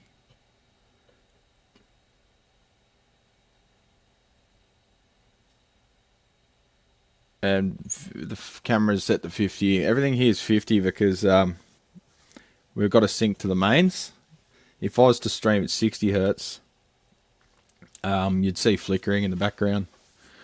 The fluorescence and the LEDs would flicker.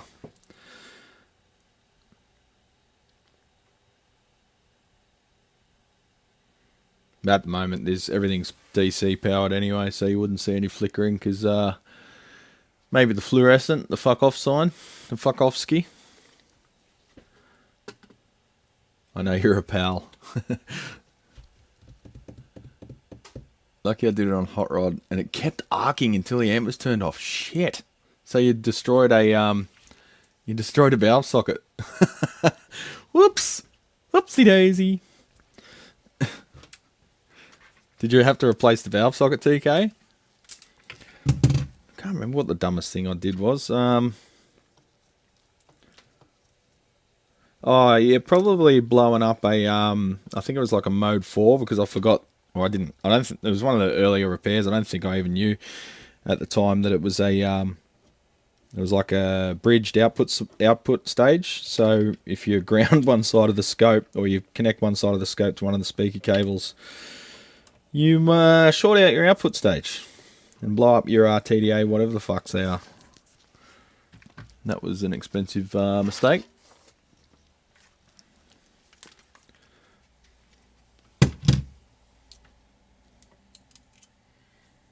You had to grind out a small amount of PCB. Whoops.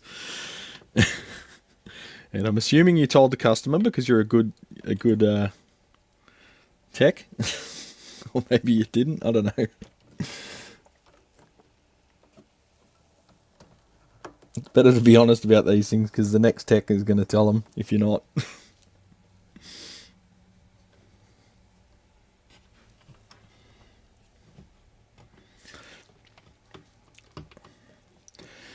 Alright, just check we've got our resistances there as they were before, 23 and 29-ish. Just check there's no lead resistance there. Alright, plug in. I've rearranged my nether regions, my underdrawers down here, my under the bench. I've got my 2x12 cab down there now. I'm treating myself. 16 ohm. And now we've got SM57 about 4 inches, well probably 6 inches from the cone on an ET65 and a closed back cab. Same speaker configuration as Lyle's. It's I just love the WGS's, and I bought these two ages ago on his recommendation, the Veteran 30 and the ET65, and they're such a versatile pair. And that's in one of my cabinets I built.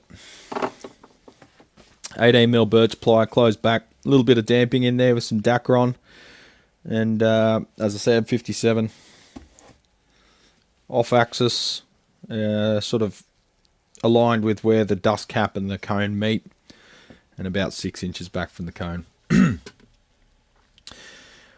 Bro, what are those mini clip-on leads? They are also Pomona. You're just trying to test me, aren't you? Because you know I haven't got the packet for them because I'm using them both. 4K does that to me sometimes. It's not doing it now. 4K. It used to be streaming at 1080 because 4K is a big step up in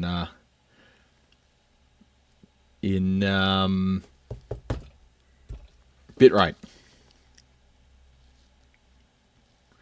Randall Smith rants are very insightful as to why Mesa is Mesa. They were 100% focused on more features for artists. Zero quality review or failure analysis. Does he admit that, Ted? I might have to watch if that's... Look, if they're... I know they've fucking taken a lot of money off people for shit that's not that reliable, but if they've got a bit of humility about them, or he does, I'll probably soften on. I'm already softening on them a bit now because they're a dead company.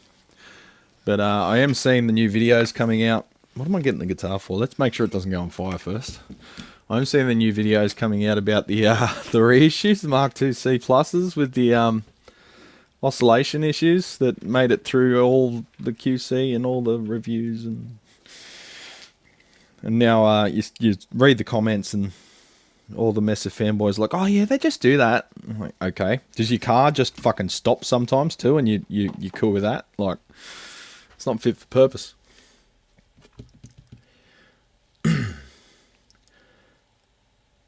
Which amp components make the biggest difference for tone and feel? I don't know what. That's too open a question. Off to buy new hoses. I thought you said houses then. I'm like, fuck, business is going good. See you later, Lyle. Admits via omission all he talks about is features and artist hard-ons. Okay. So he hasn't said straight up, we just fucking didn't have time for QC. He's a bit boisterous. He's definitely got that hot rod attitude.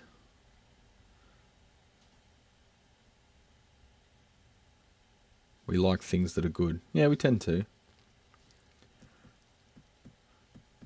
Yeah, sorry, Wes. So back to the clip leads. They're Pomona brand. They call them IC leads, even though they're too big to clip onto any IC leads that I've seen. Haven't heard about the Mark II C reissue oscillating, but the multi-watt rectifier's crunch mode on clean channel has, if you crank the treble and gain. Apparently still hasn't been fixed. Yeah, I haven't watched the video because it's like, I don't know, 45 minutes long or something. I'll see if someone's chapterized it to the point where they just demonstrate the issue. But having a look inside, it still looks like a messer in terms of layout. So I don't know.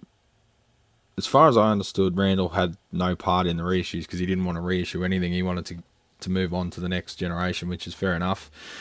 But the boards look remarkably like his layout. So I don't know if maybe that was one of the last things he did, doing the layout for the Mark II C reissues. I haven't seen the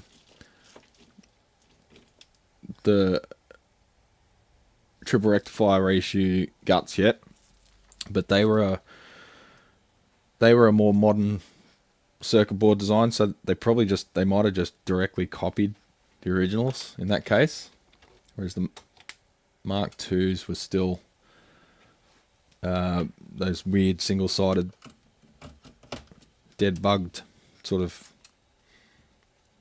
construction technique. Alright, go to volts. Better get a IEC lead if we want to do anything. Get a relatively short one because that's the power supply end near the mains. We're off.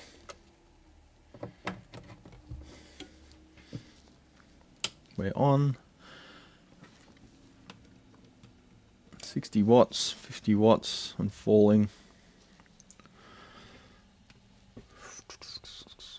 Is there a good solution out there for dual and triple rectifier channel switch popping?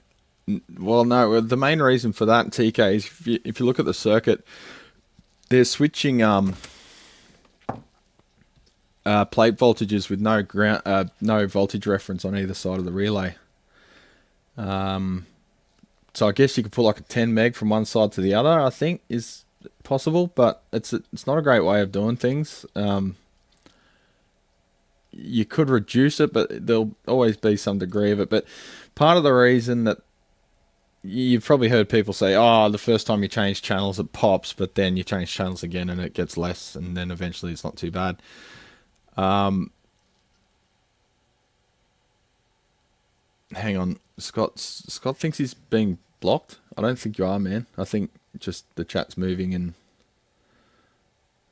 you were chatting before, but that was like 20 minutes ago, and then there was nothing posted for a while. Did you change over to Firefox there?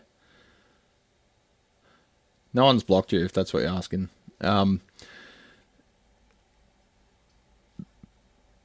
But yeah, the popping is so what first happens is you've got no ground reference, but then you switch the relay over, and then it's shouldn't say ground reference. You've got no voltage reference on the switch contacts, and then you switch to the other side, and I think there's a capacitor that charges in the process, and then when you click back and forward, now you've got a voltage reference on either side, so the popping goes away. But when you first turn it on there's no voltage reference on one side of the relay, and then when you first click channels over, it stops popping. But there are other areas where it pops no matter what, because there's no reference. Remember Netscape? Fuck yeah, I remember Netscape. Netscape was awesome. I'm on Firefox too. Hey mate, I got 2 greenbacks the other day and installed them myself. Yeah, excellent. Excited for those 30-watt greenbacks to land. I am back, baby. Mick, how you going, legend? Everyone say hi to Mick. Michael.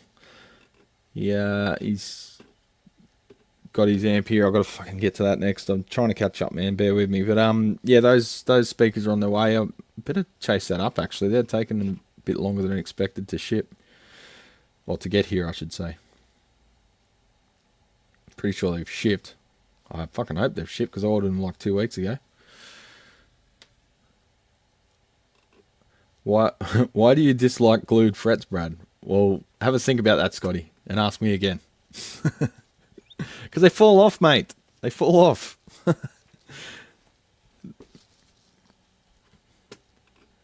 And not only that, but the fret wire, you've got to buy it directly from them, and it costs a fucking mint, and it's got to be rolled perfectly. And whenever you order fret wire off them, the radius isn't exactly what it should be, and or it gets damaged in shipping. And they cut it to the exact length, so I can't use my... Well, they cut it to lengths, like a fret long, and I can't use my fret roller to change the radius, because the lead in and lead out needs to be about 1 inch long. Yeah, they're not great. Yeah, purely glued, Scotty. Yeah, I glue frets in. I use glue on the tang of the fret. But what I'm saying is they don't have a tang. They're just glued to the face of the carbon fiber. I guess because they thought they didn't want to weaken the carbon fiber, even though you've got like fucking 3 square inch cross section of carbon fiber for that neck, which is more than enough. Yeah, that is dumb. I'm glad we came to that same conclusion. Just turn on my scope for if I want to do some measures. Let's go to 400 hertz. A little bit less brutal. Channel switching looks like it's working. It's got a burn switch. Fucking don't take that too literally, please, amp. We'll turn the masters down. You've got a 1, 2, and a boost, so 3 masters on this. All right, let's blow it up, eh? We're on quarter power at the moment. Quarter pounder. We've got 1.1 volts on one side. We're drawing 75 watts. Let's go to full power. 114 watts from the wall. About 1.5, 1.7. So that's looking relatively stable. However, we've got no output. Have we muted? Yeah, we were muted. Alright, so we know the muting's working. So I think... Oh, the world's most horrible sounding reverb.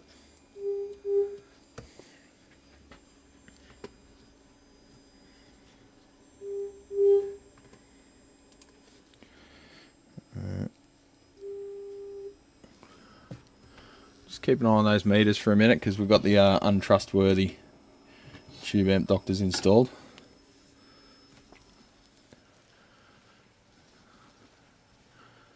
Someone pulling up out front? I'm going to say it's not time to open yet.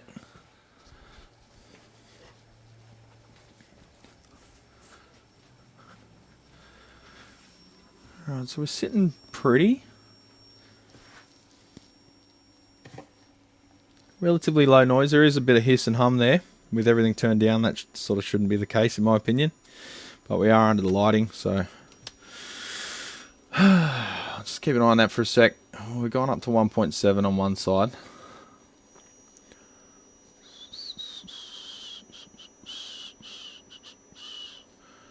Glue is like Loctite for the tangs. Yeah, it's sort of the barbs on the tang make a little track as you press the thread in, and the glue just fills that little track and sort of anchors it, stops it coming back out again.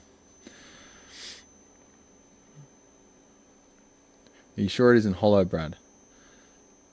I'm pretty sure it's solid. As I was saying before, I got cut off. Cut off? No one cut you off. EU custom fees are about as steep as tariffs are. US government is stupid on both sides. Thanks Reagan for messing up the economy to begin with, and don't forget Clinton trade agreement caused riots. I'll have to look into that. That was a bit before my time. That was when I was blissfully unaware of politics. Something smells hot.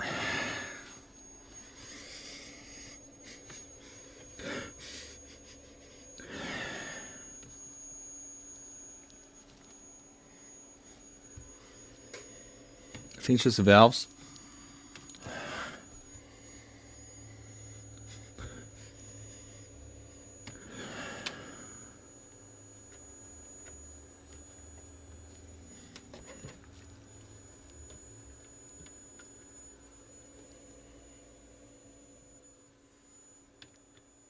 One of the screen grids has been, I think, replaced because it's lifted off the board. However, I remember seeing that in the last one too. So, you know what? They've lifted it because there's a trace passing underneath it, and that's the plate.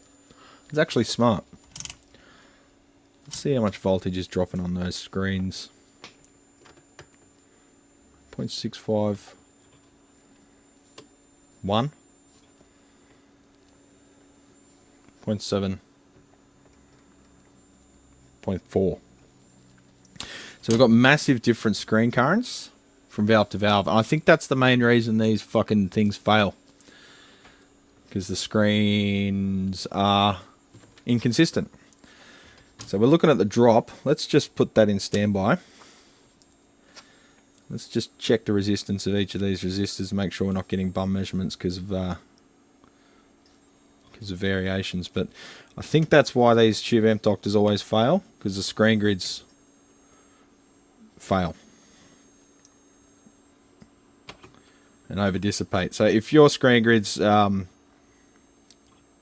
a massive high voltage on it, it's going to try and become the plate, and it's going to melt. Yeah, there's a slowly raising in pitch oscillation. That's the scope. I think it's flyback. It's the flyback in the scope.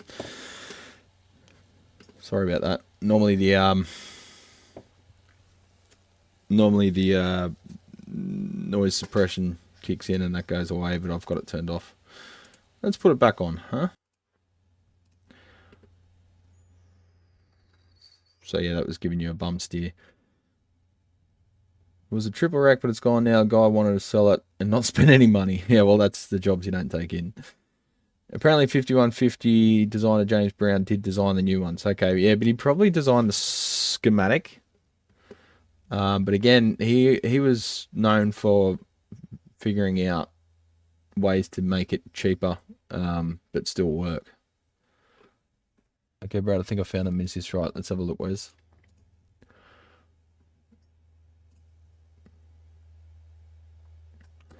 Yeah, close enough, yeah. They're probably actually better because they've got insulated banana plugs, whereas these ones don't. These have got piggybacks, but yeah, that's definitely the IC clips there, Wes. Just desk share, hang on. So that's definitely the same clips. They've just got different plugs on the meter end, but they're probably better because they're insulated, so they're safer. I got these ones because they're short. They're only 2 foot. So less shit floating around. These are double that, so they're 12, 19, so they're 48 inch. That was my nickname in high school. 48 inch, 18 AWG, 300 volts AC. So they current rating 5 amp. I wonder if they're silicon. Does it say silicon? Yeah, silicon. Just funny that it's 300 because I think these are 600. Should say on the things, but it doesn't. On all the Fluke ones, it says on the probe what voltage and what cat. Non-stackable. Look, I'll find you the actual part, man. Hang on. I can just look at my order history. Hello, Brad Webb.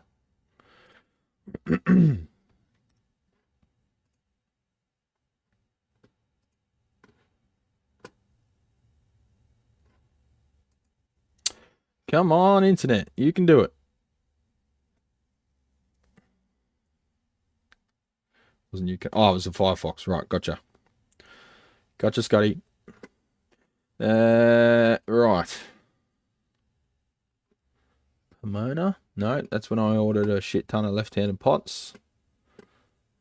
Reverse audio. If you want left-handed pots, champions, don't buy fucking $20 ones from Mojo Tone or something. Just get I'm talking for guitars. So if you've got a left-handed guitar and you want left-handed controls, go on DigiKey, go on Mouser, and look up reverse audio in whatever resistance you want.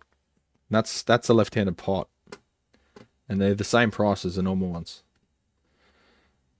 Alright, so these were available as individual leads, Wes, which is handy if you're making a custom rig. Yeah, I ordered them when I was short on bridge rectifiers for the Marshall boards, because that's the only other thing on the order. I needed to order a dozen bridge rectifiers, but I would have got stung by postage, so I ordered some other stuff that I wanted anyway. 24-inch, here's the red one. There you go. And here's the black one. I should just sell them on my shop, eh? Alternatively known as C-taper. Correct. I can keep looking. There you go. You don't have to keep looking, bro. They're right there. And here's the probes. If you're too lazy to look up that part number I shared before. Yeah, it took me a long time to find probes that are really good. I went to Mueller, and they were okay, but they were still PVC. Zoom out a bit. I feel like you're right up my nose there. So I went to silicon because they don't remember the shape. You can just drape them on the bench and they stay where they're put, whereas the PVC always tries to fight you and the probes fall on the ground and shit. What are we doing? So far no fault found. Other than, oh, that's what I was doing. I was checking the resistance. Just let it power down again. I use those two. They're great. Yeah, they are great. Bought a set of micro clamp leads about a year or so ago. Man, they're nice. There's nothing that's more annoying than something they use as often as multimeter probes giving you the shits. You want the testing process to be as friction-free as possible because you need all your brain power to figure out what the fuck's going on rather than stressing about a friggin' lead that's annoying you or a probe tip that's bent or corroded or something like that. My 85V, thanks you. Oh, a bit of a flex there, Wes. Damasio pickups are still good. Yeah, Damasio are good.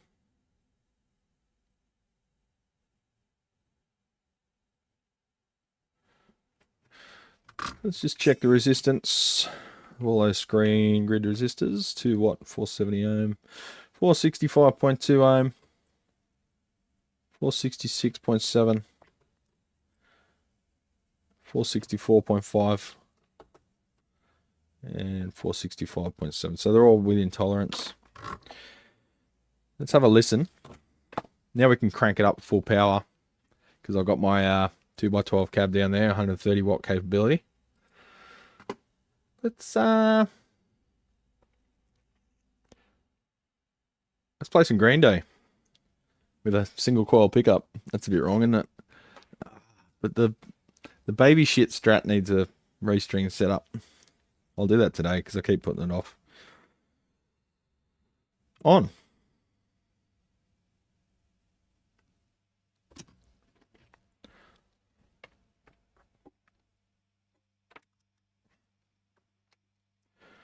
Let's check those screen voltages. Which side's attached to the valve?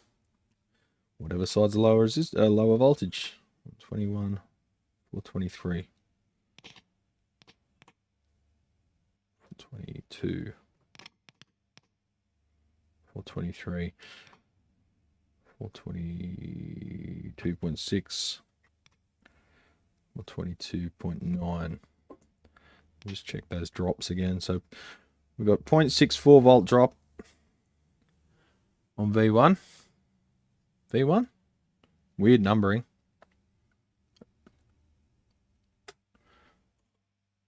Got 1.04 volt drop on V7. 0.71 volt drop on V5. And a 0.34 volt drop on V8. I'll just have a quick play, and I'm seeing their dissipation rising on the left-hand side. Now it's about the same as the right. Before it was significantly lower. So I think all our problems with this amp will stem from the tube amp doctor valves. Like I say, just don't buy them, champions. Do not buy tube amp doctor anything at the moment. Any valves anyway. The rest of their products are okay, although their transformers are dog shit too. So what can I say? Just make good shit, bro. Alright, just mute my mic.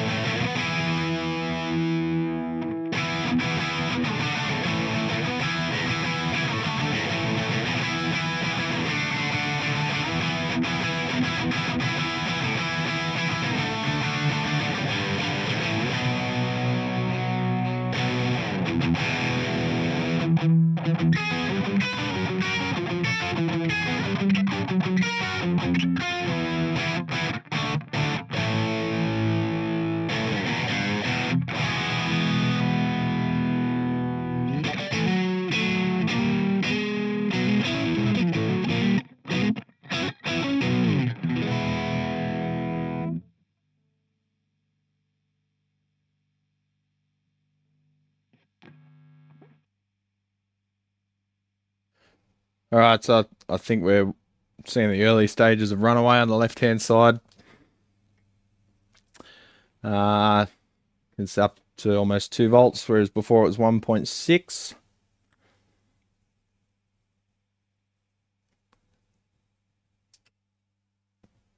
I'm starting to hear a slight increase in hum, so I think if we keep watching that, the left-hand side's going to run away.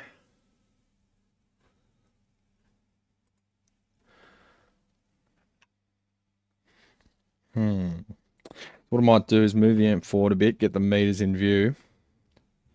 And you guys, I'll just go have breakfast and you guys can just ring me if it runs away, alright? Just joking. Catch up on chat while we're watching. Oh, we're going up to 2 volts. Fucking tube amp doctor strikes again.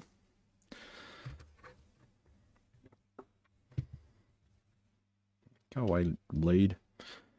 So before we were 1.4 on the left and 1.7 on the right. Now we're up around 2 on the left, 1.8 on the right. So I think one of the valves, the other reason you want silicon champions is because they often touch the valve and the PVC will melt. Play sheet. Man, I've got to, sitting there, I remembered all the songs. I probably could have gotten up and played along with them. But I forgot a lot of the words and stuff, and it was like reading that magazine earlier in the stream. It was coming back to me as I was watching it. So I got to chuck Dookie and my favorite Insomniac in the car and just listen to them again and just relive my youth. People put shit on Green Day because they're like 3 chords in a song and stuff, but it's fucking fun to play. Everyone has fun listening to it. Get off your high horse. Not everything has to be fucking Joe Satriani song that no one fucking remembers. You can have simple fucking fun like Akadaka and Green Day, and you know, don't be ashamed of it, champions. Don't let anyone tell you that your taste isn't refined enough. Just love what you love and tell everyone to get fucked. Right, so we're going up 2.1 volts on the left, still rising. Amp sound best right before they blow up. Okay, we're up at 127 watts. So I think all the issues will be solved by a revalve. So we'll go with some JJs in this, although I'm moving away from JJs for 6L6s as well, because in a combo, the JJs are all going microphonic. Well, not all. You'll get like one out of a quad will go microphonic.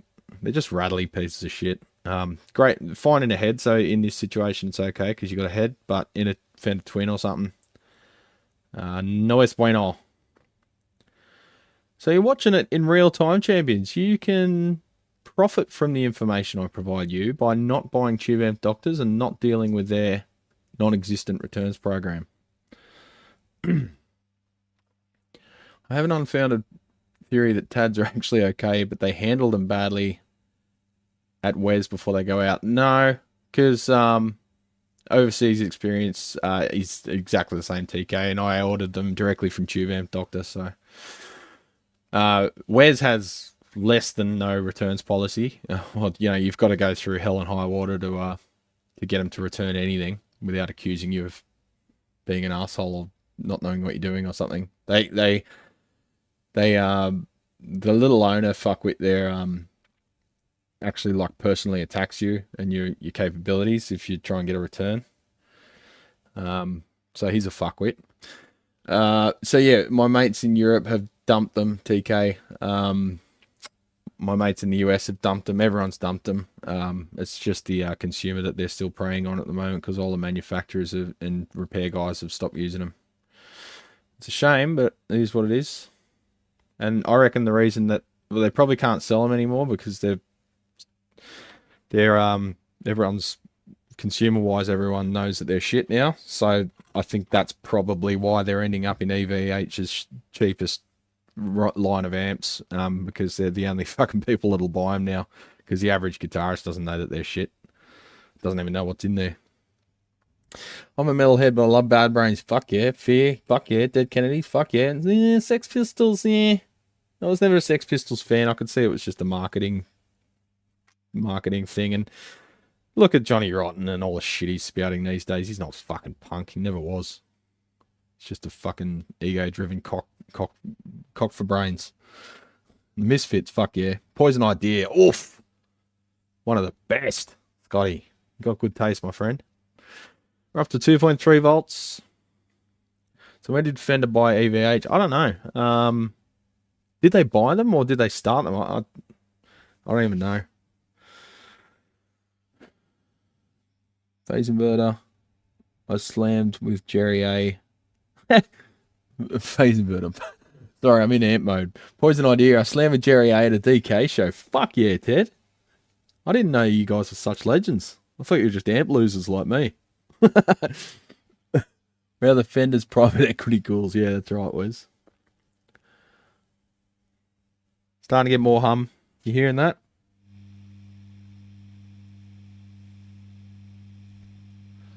Up to 131 watts from the wall.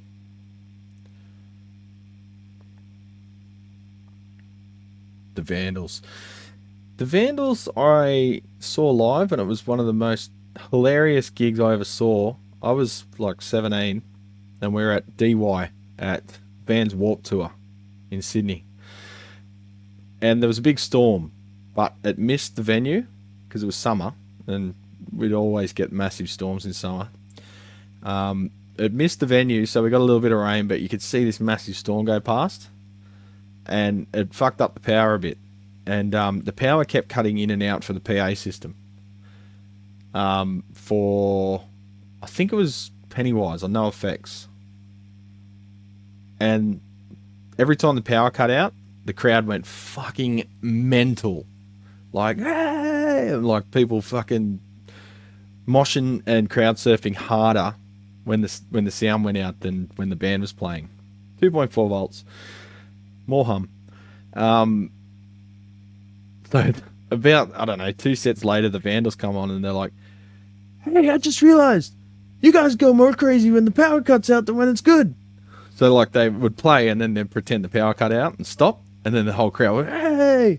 And the guy got naked, the singer, and he had like stretchy spandex underwear on, and he pulled the underwear up over his shoulders and made the world's first mankini years before Borat did it.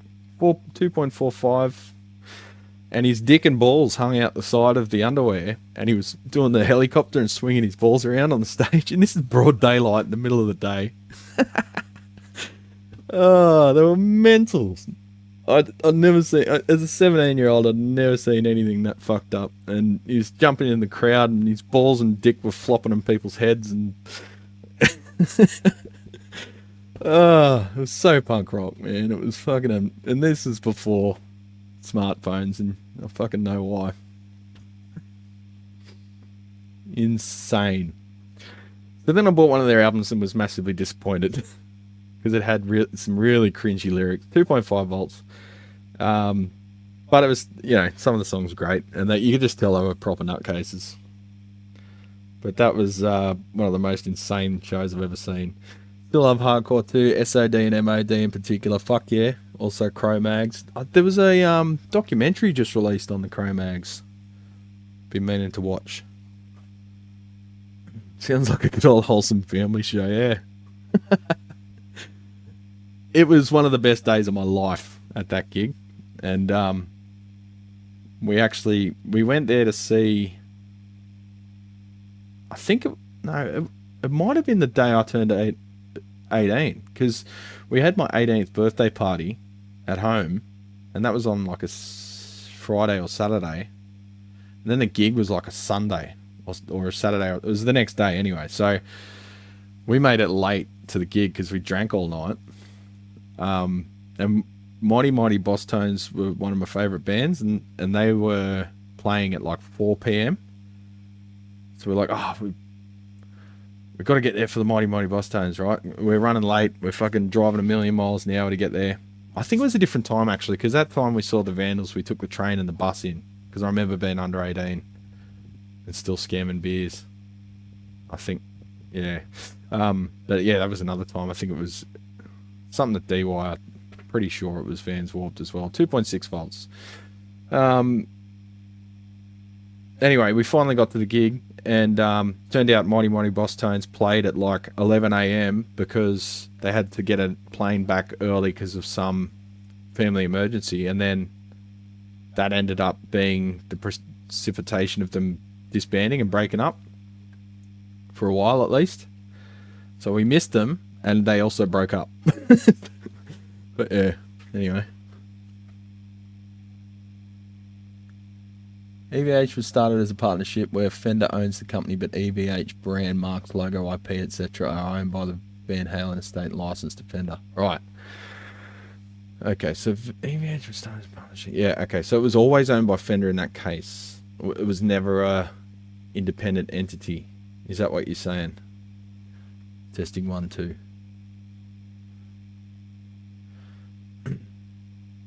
If you swap the valve side to side of the meters, follow the tube. Yeah, it's a known thing, Billy. This is how they get you. You can hear the hum increasing. Just for argument's sake, we're seeing it on the left there. So let's just double check what plates are in parallel with what. Okay, so pin 3 and pin 3. Okay, so yeah, there are 2 pairs. You never know. Sometimes they're inner and outer. But one side. Just let them cool off. Dance Hall Crashers played a couple reunion shows in San Fran. I was sorry to miss it.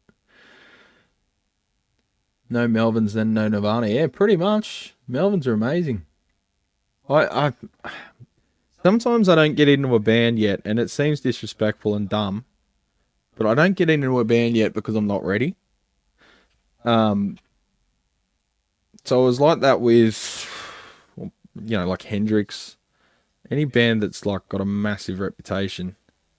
I was like that with Pucifer just recently. I got into them and now I'm obsessed with them because I know it takes a lot of energy to properly appreciate a band, and that band deserves that energy. So I leave a band sort of on the shelf and don't get that into them. Like, I appreciate them, I like listening to them, but I don't know what albums, what year, what came out, or I don't know some of their most famous songs in the case of the Melvins, because it's not like they get played on the radio.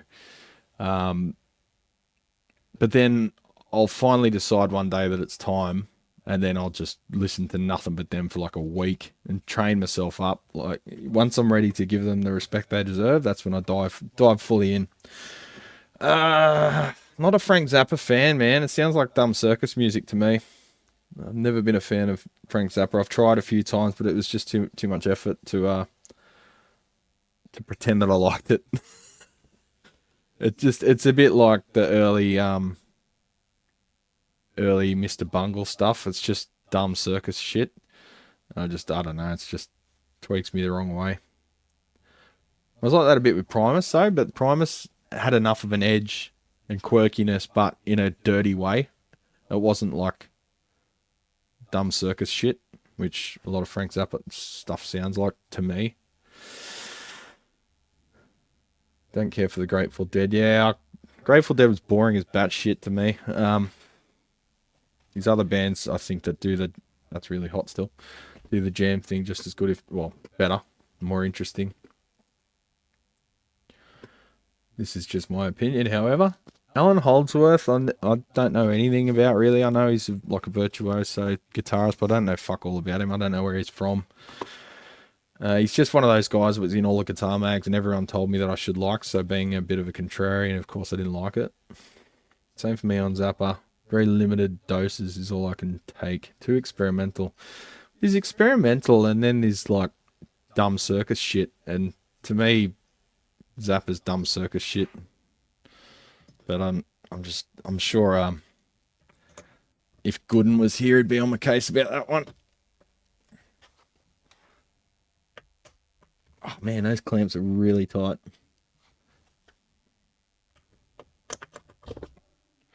All right, valve 1.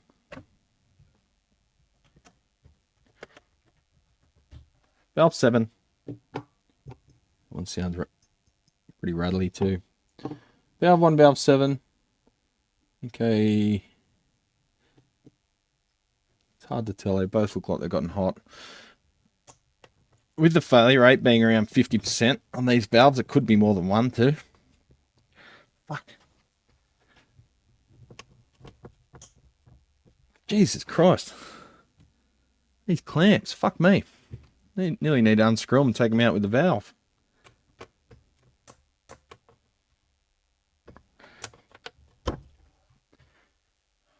Valve 5, I'll put that straight over on the other side now before I get them mixed up. You've got those ceramic sockets that have heaps of play in them, so you've got to be real careful that you've inserted them the right way.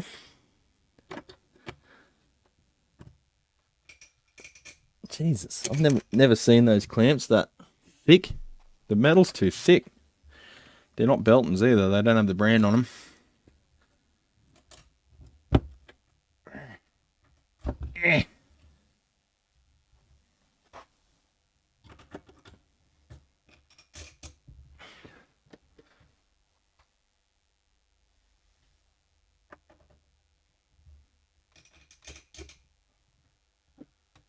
Sounds great, doesn't it? Might be getting cleaned up by the noise suppressor. Alright, just double check all the plates look like they're in the same orientation. We'll try again.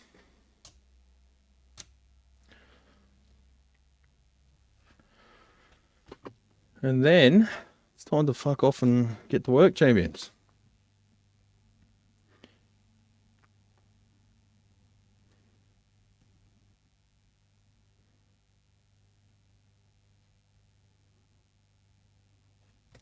What's Wes flexing about? I used to play with the keyboardist from Alan Holdsworth band, Steve Hunt. Yeah, right. Jesus. I didn't know you played keys, Wes. Oh, hang on, you used to play with the keyboardist. Right, sorry. I'm reading shit dumb. I played with a guitarist named Bruce Bartlett in Boston, and he was the keyboardist. Wow. I don't know. I might get into Zappa one day. I don't want to say that I don't like him because I'll fucking change my mind in the future, but because I do like some weird shit. All right, try again. Whoa. Okay. Straight away, we got something funny going on. Oh, Jesus.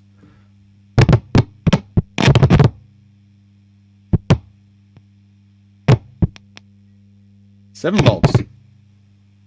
All right, so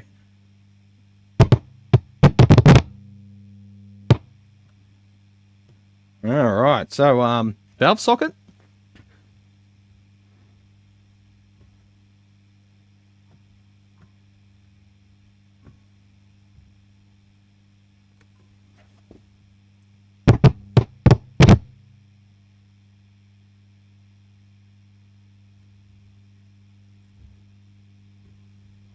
Could it be that one valve there on the left-hand side, valve 7? Let's test that in the tester, because it feels like there may be a disconnection within the valve base.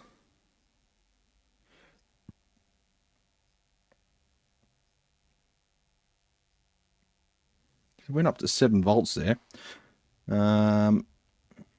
Let's isolate that one. I might do the inner 2. Well, let's just isolate that one, because I can test one valve in the tester. Sorry, champions, I've got to go off cam for a sec.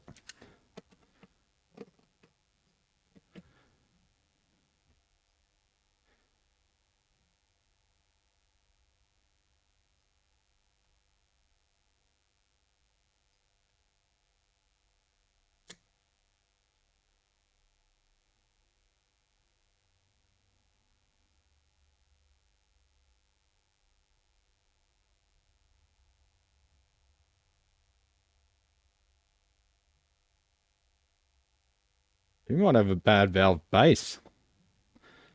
It's socket. So yeah, manipulating that in the tester hasn't changed anything. It's always funny when you remove a valve and it's still glowing and you're walking around with it. Feels like you've just taken a decapitated head or something. Yeah. So bad solder connection, maybe. Bad valve base. But running away as well, I don't think that's a separate issue. I do think that's a separate issue. Like it's still an issue. I might have to flip this over because it looks like some of those pins have moved. Like they're all soldered into the circuit board, so the receiving end of them should all be the same height, yeah, from the base of the valve socket. But it looks like they're not. Maybe it's just because I'm looking at it at an angle. Let's inspect that a bit closer.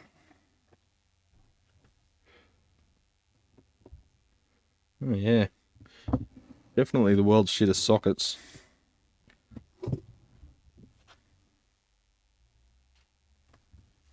Very light gauge metal. It's funny, they've used the heaviest gauge valve retainer known to man. You can barely flex them. And they've used these super light valve pin contacts.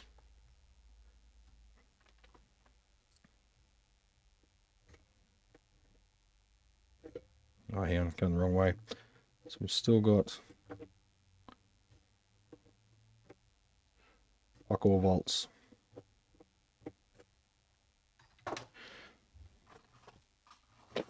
Now I've got a little set of tweezers that broke here. I've just bent over one end. These are my little retensioning fuckers. Yeah, they're real pissy metal. It's really easy to bend.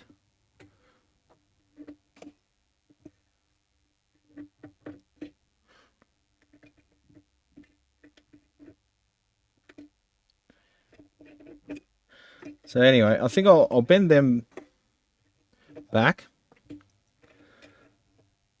And we'll test, because even moving the other valves around is making it cut in and out as well.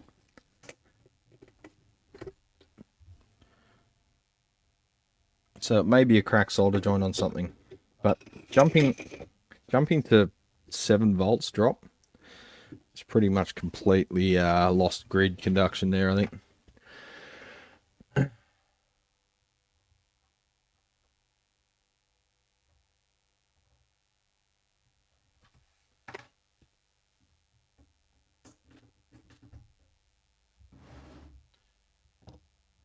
What I might do is I'll test those valves, I'll stick them in the valve tester, and I'll put the meters on them so we can watch the bias or the dissipation runaway occur in isolation, so separated from the amp. And in that meantime, I'll take out the it's pretty easy to remove that power amp board and just inspect it from the other side. Old Penny Boy's trying to focus on black. Good luck with that, champ. In the meantime, I think I'm going to go grab something to eat before I've got to open the shop, because I'm feeling a bit peckish. Stomach's grumbling, it's a bit unprofessional, and I can get hangry, champions. If a customer asks too many questions and I haven't had a sausage roll or something, there'll be hell to pay. But I also do have to ship off another couple of boards, so I might do that, because I think before my shop closes, the post office closes, so I might just jump on that before I open. Emu Plains post office. Oh, it's open now. Closes at 12. Yeah, and I close at 2. So I better run over there and drop off those packages before I open the shop. Might have to open 15 minutes late, I'm sure. Sure, they'll be understanding. Maybe not. So I might leave you to it, champions. And I know I say this every time, but hopefully get some edited videos. Edited videos. I'm going to see Dillinger Escape Plan tonight too. So, yeah. Might record them before I lose my voice. Dillinger Escape Plan at Enmore Theatre. I think they're sold out though, so I can't play music promoter today. Anyway, take it squeezy legends. Thanks for joining us. Give us a thumbs up. Come on, you know what to do. And be bloody nice to each other. You know, in this day and age, speak to everyone, including people online, as if you were speaking to them in person. Just think about that. Treat everyone like a human if you can. And if not, shut your mouth. Enjoy your weekend, champions. It's only just started for you legends. It's halfway through over here. I'll see you next time. Giddy up.